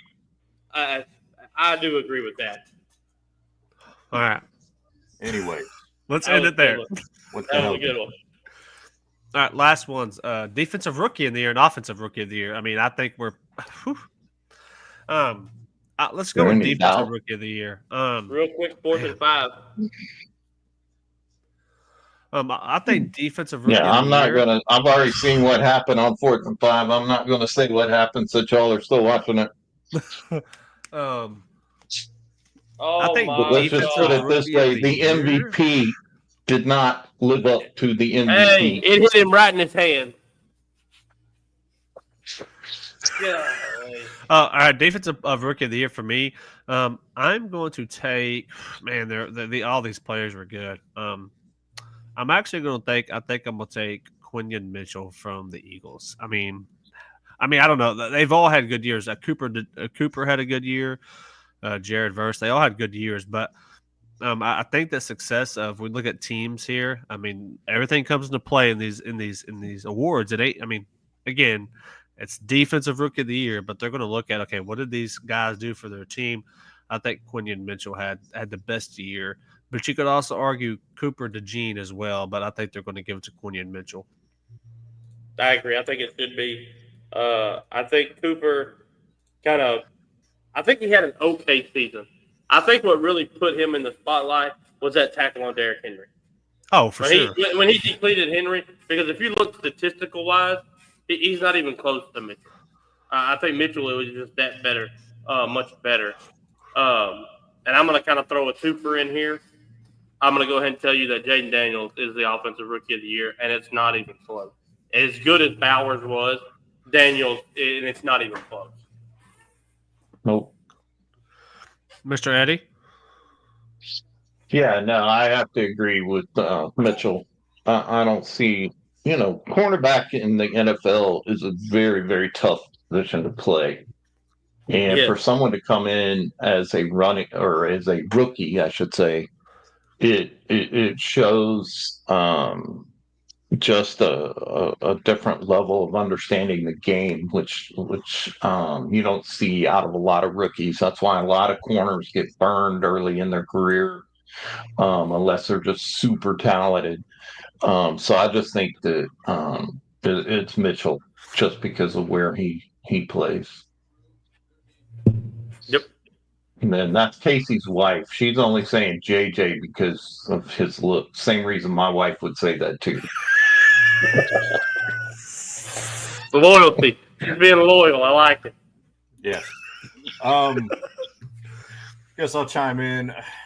You know, Mitchell had a great season. I ain't got no problems with that. I thought Verse had a phenomenal year for LA, especially really came on towards the end of the year when they started getting hot. You know, but I ain't got no problem with Mitchell and you know, on the offensive rookie, I mean, yeah, Jaden Daniels had the best rookie season of all time, in my opinion. Behind him, I would probably put I think it's a toss-up between Bowers and Bo Nix, and then Neighbors after that.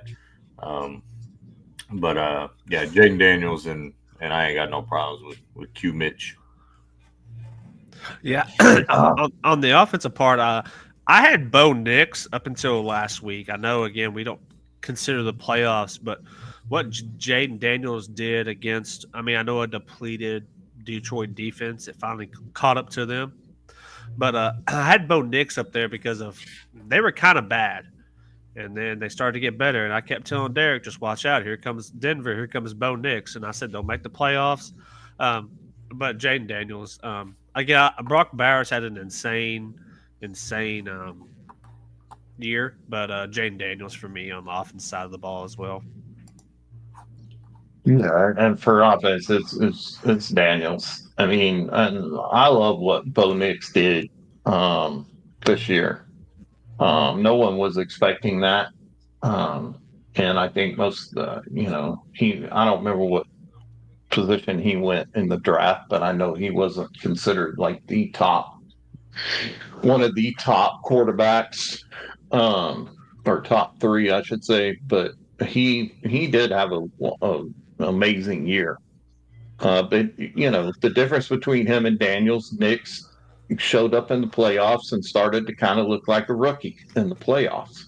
Yep. Whereas Daniels, I didn't even see that today, even though they got pretty much trounced. It really wasn't on the offense. I mean, he was still making those throws, threading the needle in there.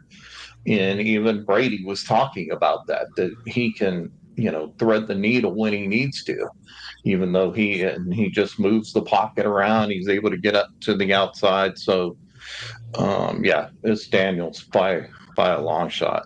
All right.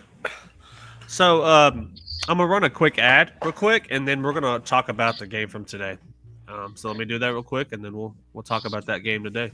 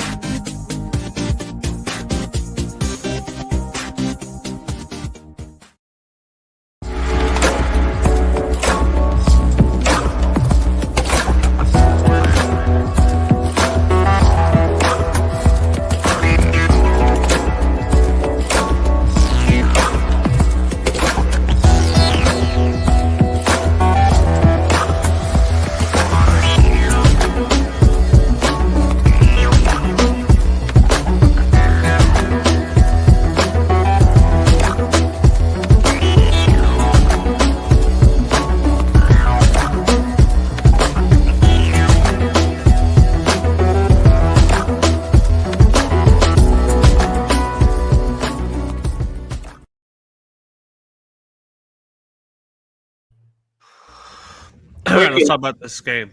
Yeah. Chiefs just won. We'll talk about that one after this one. God. Mr. Eddie, kick us off. What'd you think about this game and Philly's domination of the Commanders? Well, I think it goes back to what I was saying before about Barkley. Is just he on the very first play of the game, 60 yards to the house on the very first, and it set the tone very, very early. And to me, that is what the Eagles have lacked in the past. And this doesn't have to fall on, like I said, on Hurt's shoulders. So I just think they have something they haven't had in having this consistent running game, and actually a dominant running game, I should say. And I think it was Washington had a good run. I think they've got a future with Daniels there.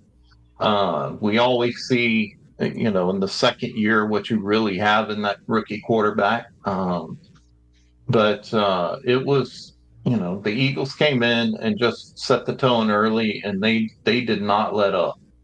And Washington just could not, they've spent their whole year coming back and hanging on and finishing games at the very end. But this game, they needed to score more points, and they just could not find it. So I just think I always say a running game, even though they're playing at home, a running game is what keeps you going. And so even when the other things aren't working, and when the other things are working, that running game is going to be able to, you control the game. If you have the running game working, you can control the game. And that's what the Eagles did this whole championship game. Yep, I agree. Yeah, I think I sent to the group. I was like, man, does Washington want to win? To me, it felt like they kept shooting themselves in the foot with a lot of penalties. And the Eagles dominated. Saquon dominated. It was a great performance by them. Jay Daniels throws a pick. I think there's a couple fumbles in there, and ultimately that's hard to overcome when you're playing a team who I give them credit. I picked Washington to win this. I thought the ride was going to keep going with the Rook, but Philly came in there. I mean, you put up 55 points. Good Lord, that was an old-fashioned ass kicking, and credit to them. And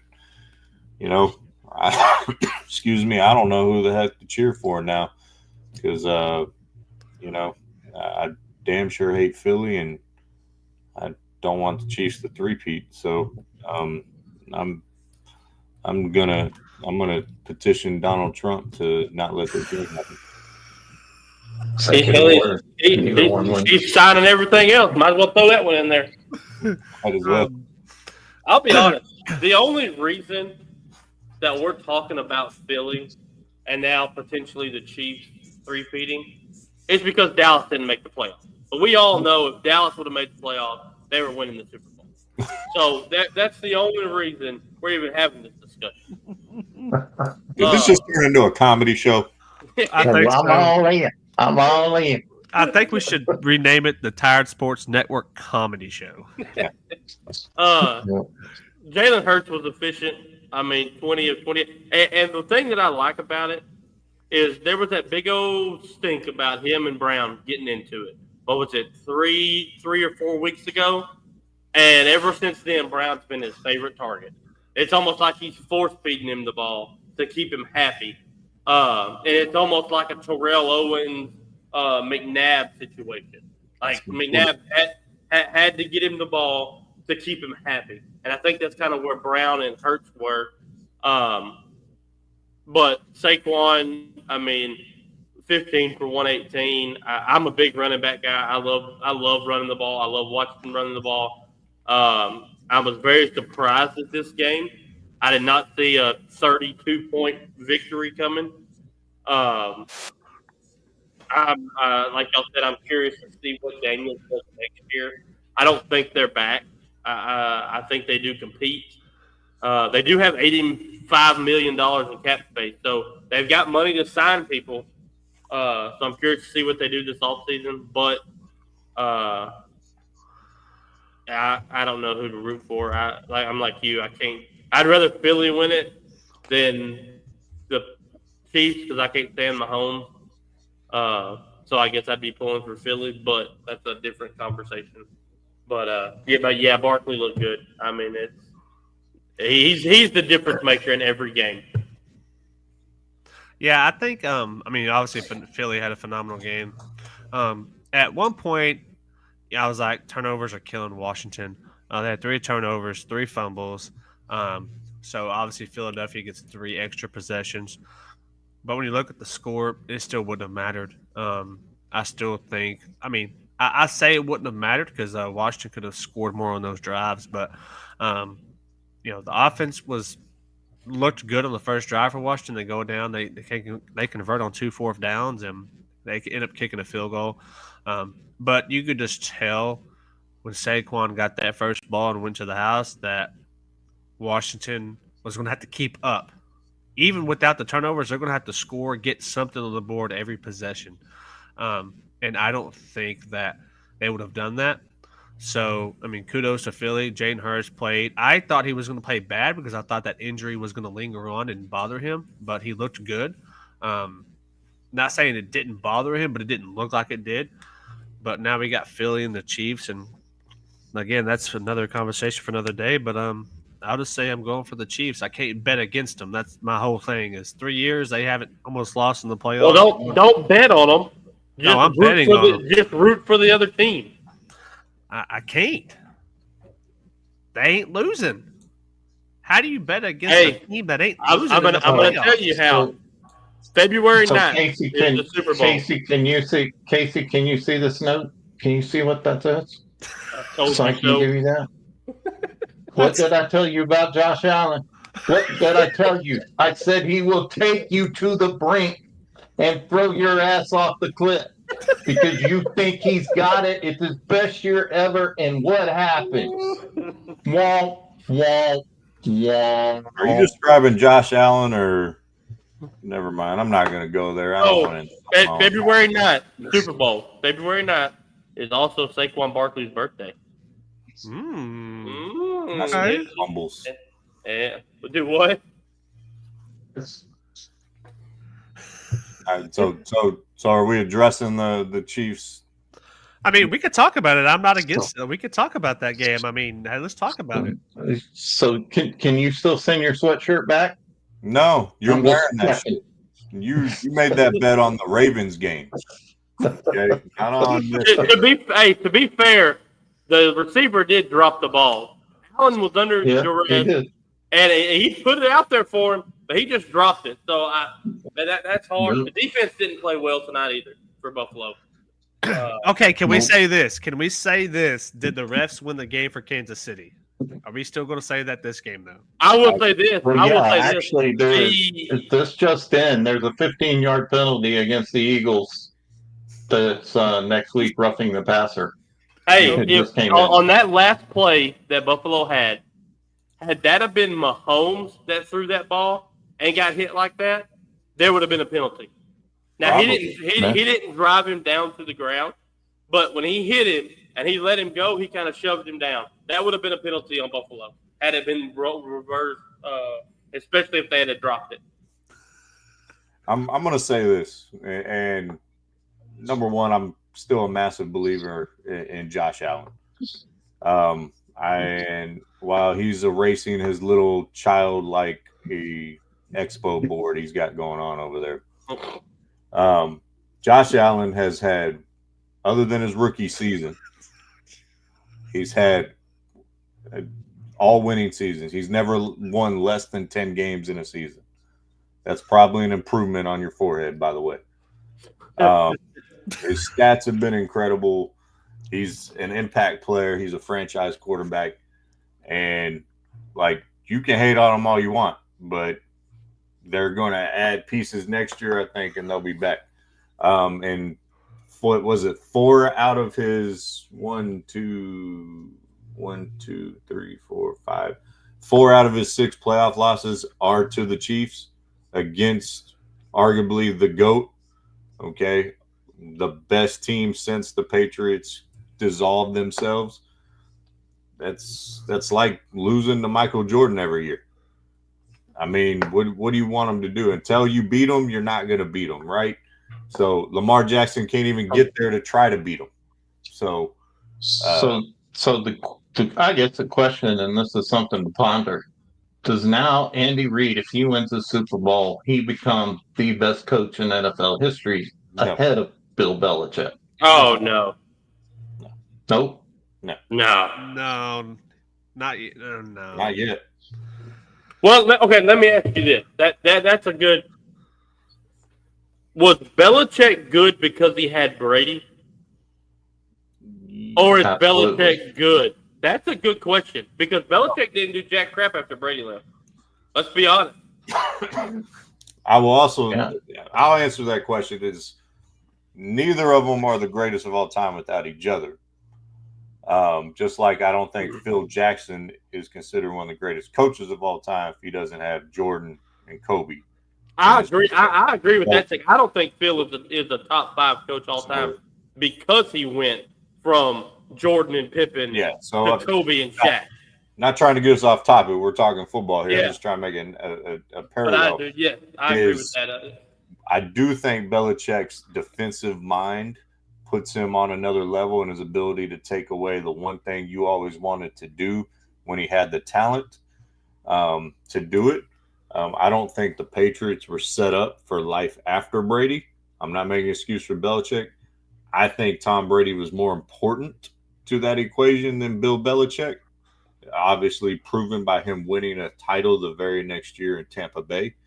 But I do think Bill Belichick is still the greatest football coach of all time. Like you don't have a Terry Bradshaw without who's the coach of the Steelers in the 70s? What was his name? Knox. Knox. Chuck Knox. Chuck Noll doesn't win 4 without Bradshaw. Bradshaw doesn't win 4 without Chuck Noll. Amen. You can make the comparison of the 3 titles in the 90s with Jimmy Johnson. You got to have all the pieces. I don't think Mahomes is as great as he is without Andy Reid. So. Yeah, I mean, I agree with all that. I mean, it's hard to say he's better than Belichick because, I mean, for one, how many more years does Andy Reid really have? I mean, he's winning, so it's hard for him to probably walk away. Who knows how many more years he coaches? But yeah, it's hard to compare that because it's closer than I think when we look at it on paper. Especially, they're going for a 3-peat, and y'all can remind me: has anyone won 3 in a row at Super Bowl? No. So, I mean, that definitely. I mean, we can be talking about for the Chiefs going for 4 in a row. It's potential. I mean, that's just unheard of. But I would still put Belichick at the top right now. But who knows what happens when it's all said and done? I mean, who knows how many more the Chiefs can win? I don't know how many more can they win in a row? I mean, they still have to beat Philly, and Philly's a phenomenal team, and that's going to be a good game. I'm ready to watch that game in a couple of weeks, but I'd still have to put Belichick up there personally. Yeah, I think the Reid question is very interesting, and that you just posed how much longer does he have, and how much does this team have in the tank? Like they've played a lot of football over the years, and now there's rumors that they're going to go to 18 games. Like, I don't think if they win this, I think Kelsey's. I think Kelsey might be done either way. Yeah, I think Kelsey's done either way as well. I agree. I think he wants to go live it up with Tay-Tay. And so, you got to replace players. Father Time is undefeated. Where are you going to find someone to replace Kelsey? Does Worthy develop into a number 1 guy? on the defensive side, Chris Jones is going to get a year older, more wear and tear. I have faith in their talent evaluation and them acquiring talent. I wouldn't be surprised if Tyreek Hill ended up back in Kansas City too. So let me ask you that. Like you asked about Worthy being a number one. Are the Chiefs showing you that you don't need a number one receiver right now? Well, I think the Patriots showed you didn't need a. The Patriots are a great example as well. They had a bunch of number 2s and 3s out there, but with the right quarterback and the right system, I mean, they're really good. When you have one of the top 2 quarterbacks of all time, you don't need a number 1. No, I'm talking about the Chiefs, not the Cowboys. What I'm saying is, I think Mahomes is already the second best quarterback of all time. Over Dak. So when you have one of those 2 guys, you don't need a number 1. Yeah, I agree. I think that's a way. I mean, they don't have. I guess Pacheco would be their number 1 running back, but they've got Hunt back there as well. They rotate them in and out. Your receiving core, besides Worthy, who else they have? An aging DeAndre Hopkins. Well, yeah, but you got to realize they have Rashid Rice, and he's young. Rice, he's only in his second year. But are any of them top? Are they top guys? Well, Rashid Rice was supposed to be. That's what I'm saying. I mean, that's it. I don't think Hill comes back. I don't think they want. If they 3-peat without him, they don't need it. I don't think they need Tyreek Hill, but does it hurt to bring him back to have another threat? It hurts. I think it hurts the locker room. I think it hurts the locker room. And there's a lot of baggage that comes with Hill. Look, the only thing that's going to hurt is how many kids he's going to have, how many child support payments he's going to have. Okay, that's what I'm saying. He's going to be back in a familiar place, and he's going to be hitting up all the old hoes. So, saying. Well, I also think, I mean, when you're getting away from that thought, is think about the Chiefs thinking it the chance to win 3 in a row, of how hard that is. Mm-hmm. It's never occurred in the NFL in the past. And it's just how they do it, they just win. And it's not always spectacular. It's like this game.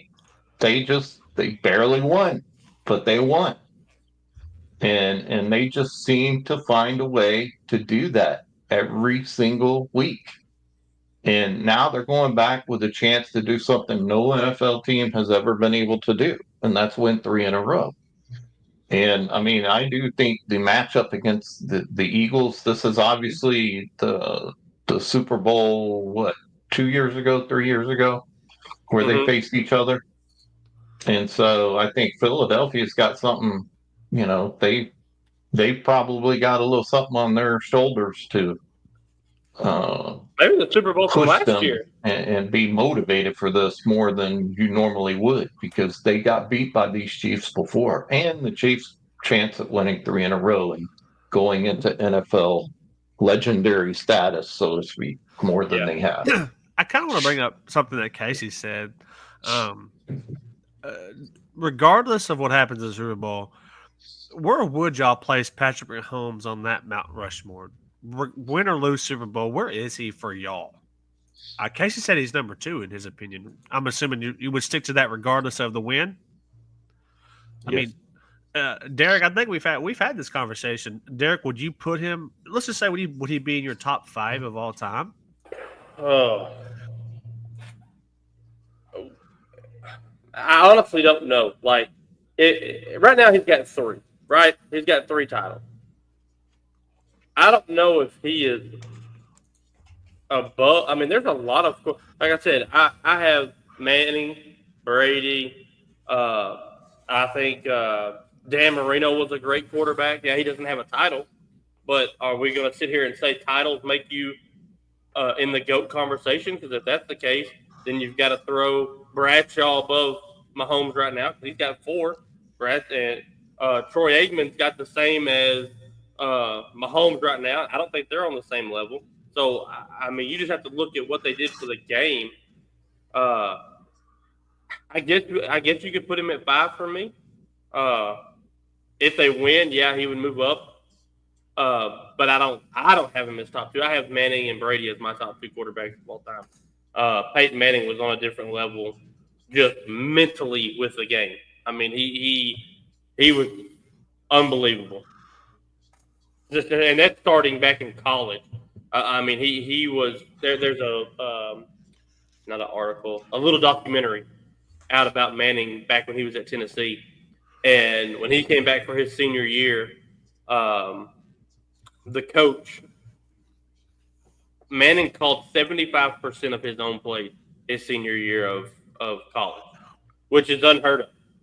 And even Dungy was sending in 2 plays at a time, a run play and a pass play, and told Peyton, hey, what you see is what you call. These are the plays. You call it out there on the field. We're not out there. And that's what he did, after his rookie season. So that in and of itself is pretty impressive for me. Mr. Eddie? Yeah, I say he has to be number 2. And the reason is, if you look at, he's led them to, there hasn't been, when was the last time there's been an AFC championship that didn't have the Chiefs in it? 8 years ago. 7 in a row, right? Yeah, 7 in a row. So, and he finds a way to win, and I still think he's number 2. And even if they win the 3rd one, he'll still be number 2 behind Brady. But it's just, he finds a way to win, and consistently, and the guy plays hurt constantly. You can depend on, no matter what happened in the last week. A lot of quarterbacks will say, I can't go this week, my ankle hurts or whatever. Mahomes is in the game. A lot of people don't give Mahomes enough credit for the toughness that he shows. Yes, of course, get some crazy calls, but that was always the bang on Brady, right? Brady was always getting the calls, or Brady's footballs weren't fully inflated.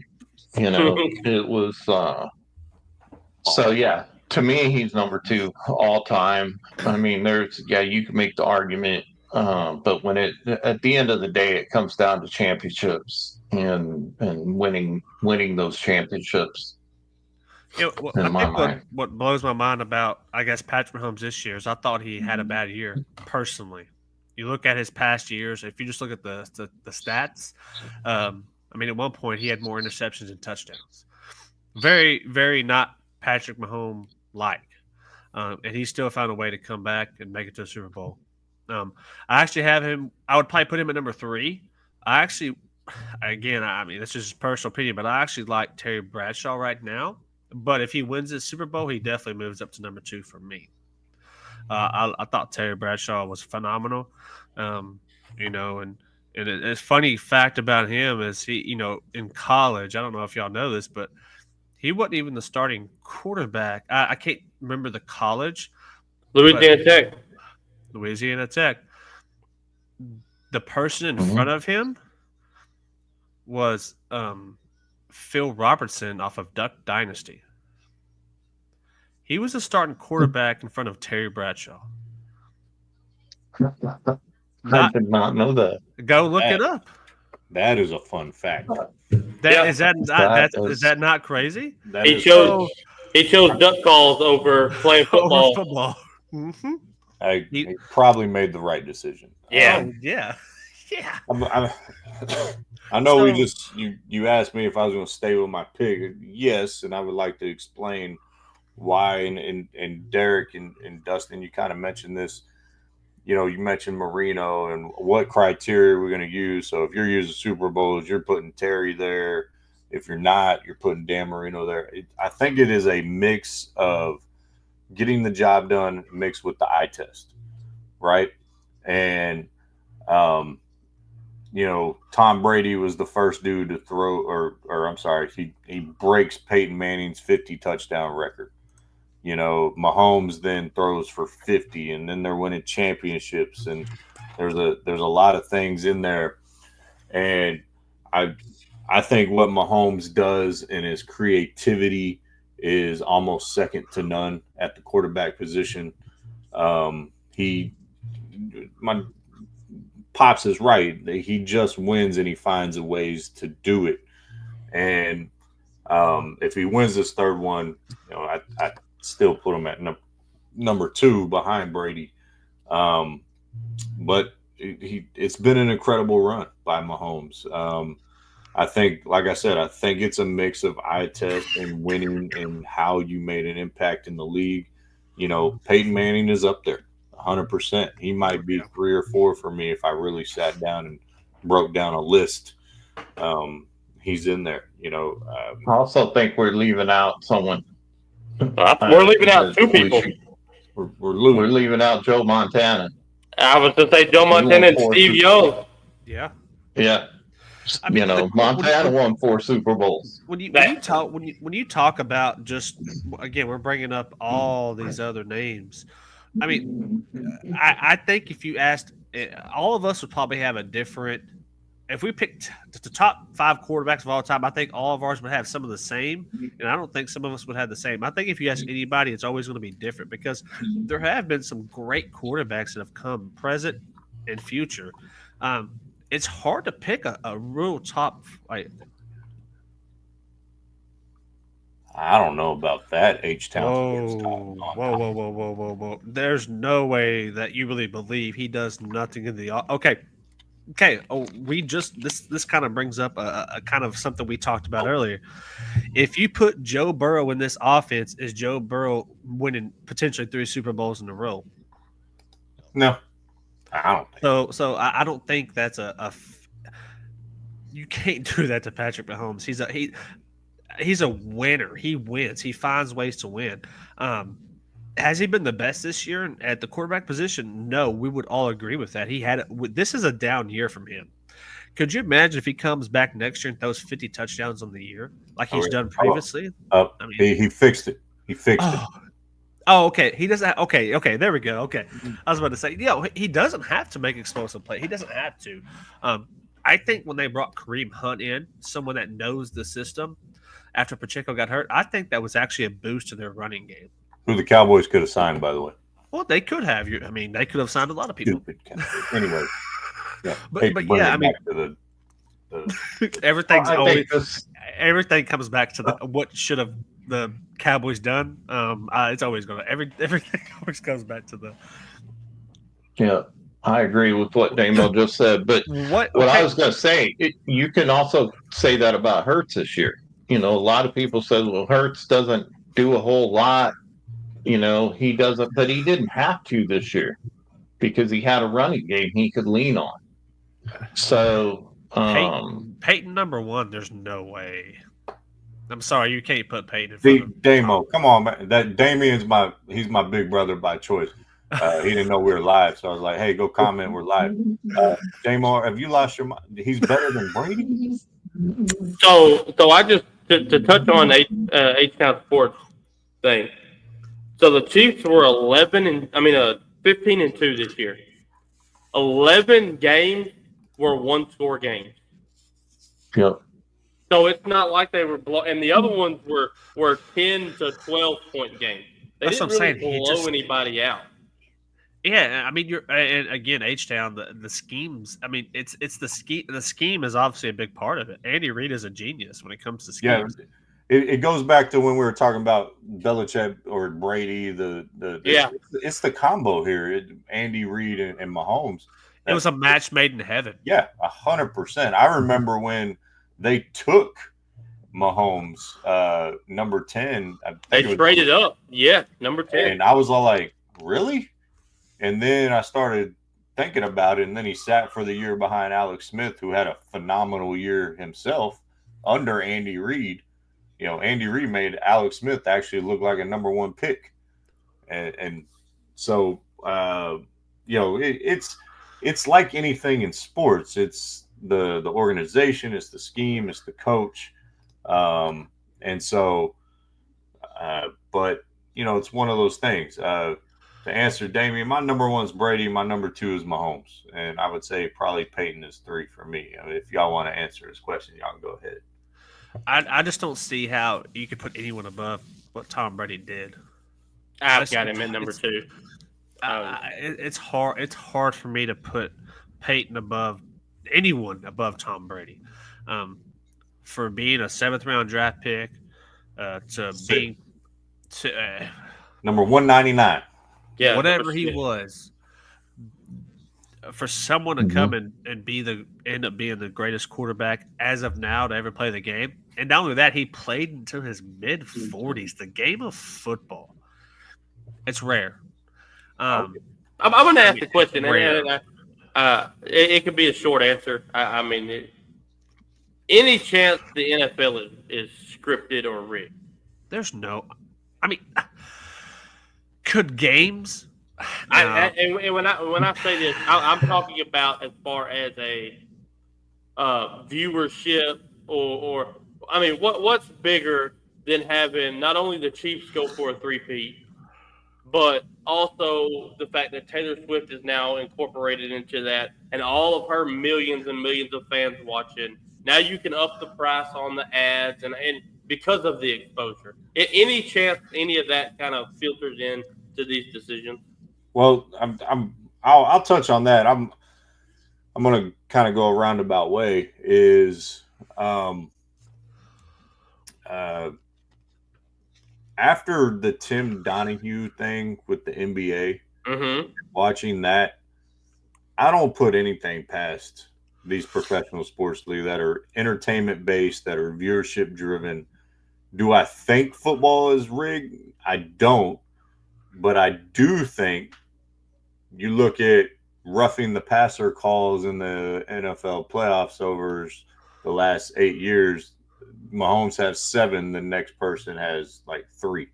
You know, there's obviously things like that are slanted, just like the referees would call it a little slanted towards Jordan, right? It happens.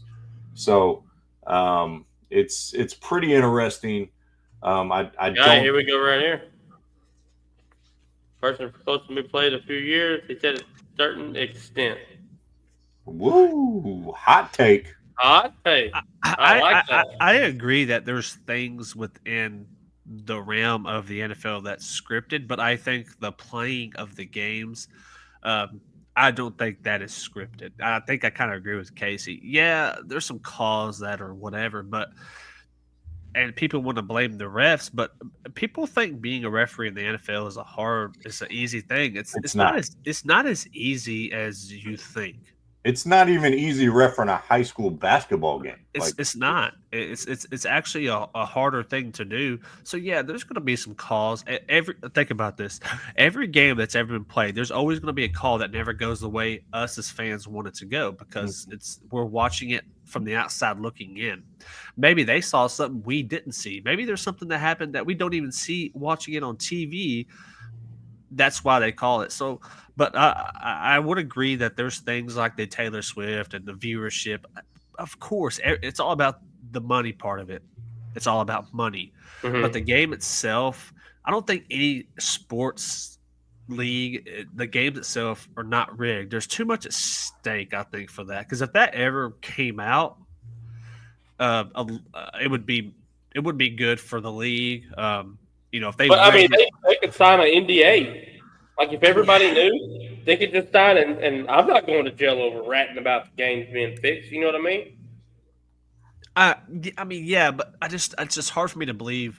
Like, people are going to say, "Oh, it was rigged for the Chiefs to win a 3-peat."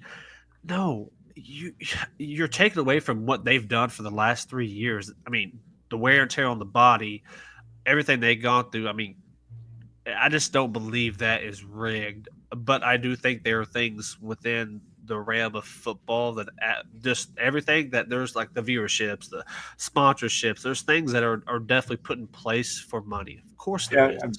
It's a business. It's a business. Yeah, I agree with that. I don't. Yeah, rigging the whole thing blatantly and still putting on a competitive product, I think would be very, very, very difficult to do. Ultimately, yeah, that'd be hard. But I do think there are things that, I think fans want to believe because their team hasn't ever won, or they get, get shafted by certain calls. Like, you take that Texans game in the Chiefs game. Those two calls affected the outcome or the trajectory of that game. But I think that's the league being overly protective, just like they were of Brady. They're being overly protective of their golden goose, so Mahomes has a chance to be in the Super Bowl. You know what I mean? So, well, that would be my whole thing. I think it's they're afraid to make certain calls against certain players, and then they make certain calls for certain players. That happens in every sport, So to me, that's where when they say it's scripted or whatever, it's not really scripted. It's just it's known that, man, I can't call this against this player, or it's going to change the outcome of this game. And then I think that's what comes into effect. Because I agree with what H-Town Sports is saying. I think these guys work too hard for this. It's a lot different. Yes, it's entertainment, but it's not entertainment like the WWE is, to where that is easily scripted. Oh yeah, super scripted. But now everybody knows it, but they love it because it's fun. It's they know they're going to be entertained. But football, I think it's more about, unfortunately, and it's every sport. The refs, as much as you don't want them to be part of the game, they become part of the game.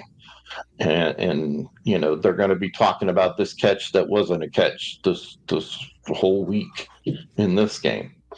So, Damien, you got to tune in earlier. We answer all these questions. We said Russell Wilson's going to be back.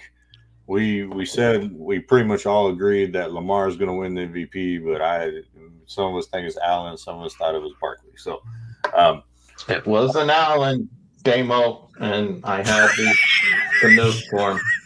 I told him it wasn't going to work. Told him it wasn't going to work. Now you know why we're never in the same room. Up yours, little brother. Well, I do agree with the calling of it. Like you were saying, like they're not going to make certain calls up to let it decide the outcome of the game. And I bring up a game in particular because there was a lot of controversy when Texas and Arizona State played the what is the call that's the hit to the helmet, whatever you want to call it. Targeting, which again, I don't even want to go on that topic because I could talk about it for hours. But there was multiple that could have been called in that game, didn't get called or whatever. But they don't want to let that decide an outcome of a game of that magnitude. I'm not saying it's right, but they're not going to do that because you can go back in the middle of the season where two teams are playing, they're going to call it every time. Did we just book a guest? Tune back in Wednesday night. We'll be talking a bunch of Wednesday. Football is pretty much officially over. We're about to dig into the basketball. We were hoping to do it tonight, but we've been here for a minute. I'm sure people need to get off. But they're being entertained right now. Okay, well, hey, we can talk NBA if y'all want to. I mean, I didn't know. I do gotta. I'm gonna have to go though. Yeah. So, but yeah, we definitely gotta go educate the future of America tomorrow. But so that's kind of where we're at. Well, guys, thank y'all for hopping on with us. We really enjoyed it. Great. This was my official network show with everyone. I missed the last one, so I was glad I was able to hop in this time, and it was a lot of fun. One of these days, these Philly dudes will stop ducking us. Hey, Sean, where are you? Now, I will say this: Sean was doing something. I think mother-in-law's birthday or something like that. But I will take the blame for this one because it's your fault. I was looking at the December. I didn't flip my calendar, and so December 29th was a Sunday, and so I was like, oh yeah, it's the 29th, the next show, and it wasn't the 29th because it's not January. January 29th is Wednesday. This week. Yeah, so that was my bad on the dates. But we're good. I threw the December away, so we're good now. We're on the right month. And you are 100% right. Texas NBA teams do have plenty of talking points. We talked a little Mavs. We have Coach J Kidd on our show. He might be back this week. Simulated. That's why I don't say Jason Kidd. I say Coach J Kidd. Okay, I'm very careful with how I say that. Which, if Colton ever shows back up on the show, he thought it was the dumbest thing he ever watched, and I was like, "Well, it's not supposed." I to be remember that episode, y'all, where you were kind of getting on it with him. I remember that one. Hey, you gotta let Colton go, man. You just keep on holding. You gotta do the Frozen thing. Let it go. Let it go. Hey, I'm just saying. You said don't engage all the bad comments. We only had one bad comment because we were that good. So that's right. Colton obviously has humble. Okay. But yes, the Rockets have some great talking points as well. So hey, possible rookie of the year in Houston. Yeah. So message Derek and Dustin, see if you want to work that out. H-Town Sports. Yeah. Message me or Derek. We're on everything: Twitter, Facebook. Message the Twitter page, and everybody can talk on that one. Because I actually love it. He's Houston, Derek's Mavs, and I'm Spurs. So it'd be all Texas teams. I'm big Spurs fan. You can see Mavericks. Hold on, Pops. Who are you cheering for? Because you gave up the Spurs. I know that a couple. Hold on. Why'd you give the Spurs up? You don't want to go there. No, I do want to go there. I'm curious. I know you got to go, but political. I want to go. It's political. I couldn't take Pop anymore. I could not take Pop anymore. So why not? Coach the game and shut the hell up. Coach the game.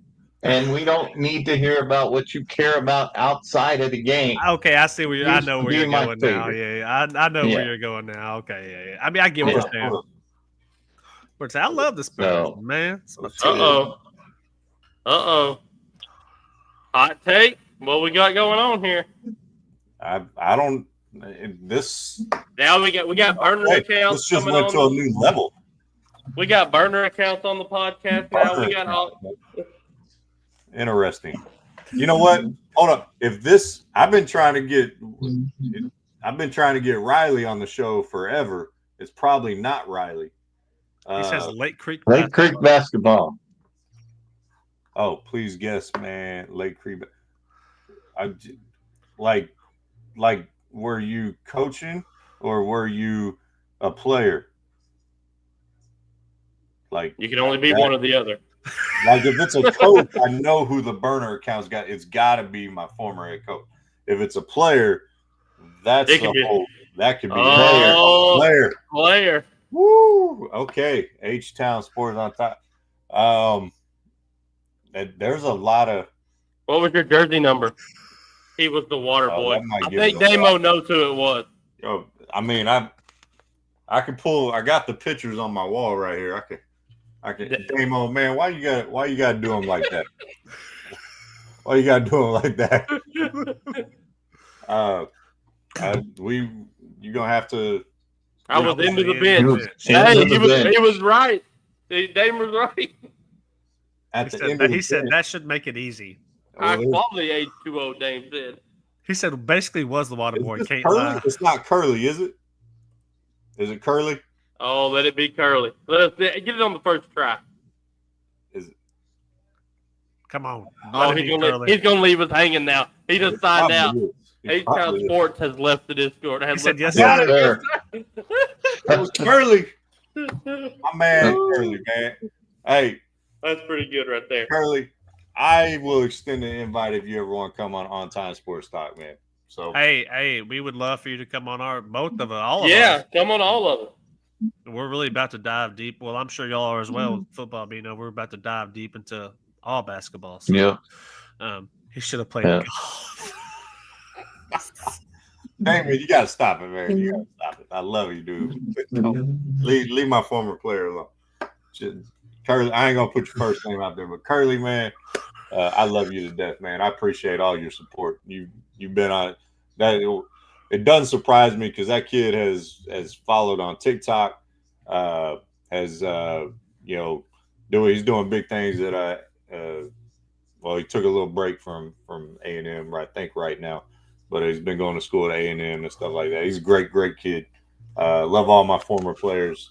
That group was pretty special. Especially that last year I had to take over. So, all right, boys. Yeah, we appreciate everyone. Great show. Appreciate everybody hopping in from On Time Sports and our crew. On Time, thank y'all for hopping on as always. Looking forward to the next one. Yeah, looking forward to the next one, and we will see everybody. Well, y'all will be on. Y'all will be Thursday. We'll be back Wednesday. We'll definitely talk a lot more basketball. Because the Super Bowl is a couple of weeks, so we'll take a break from the NFL stuff unless something crazy just comes out between now and then about any other coaching. But appreciate everyone hopping in, hanging out, and we will see everybody on the next show. All right, later, fellas. All right, Later, guys. Take care.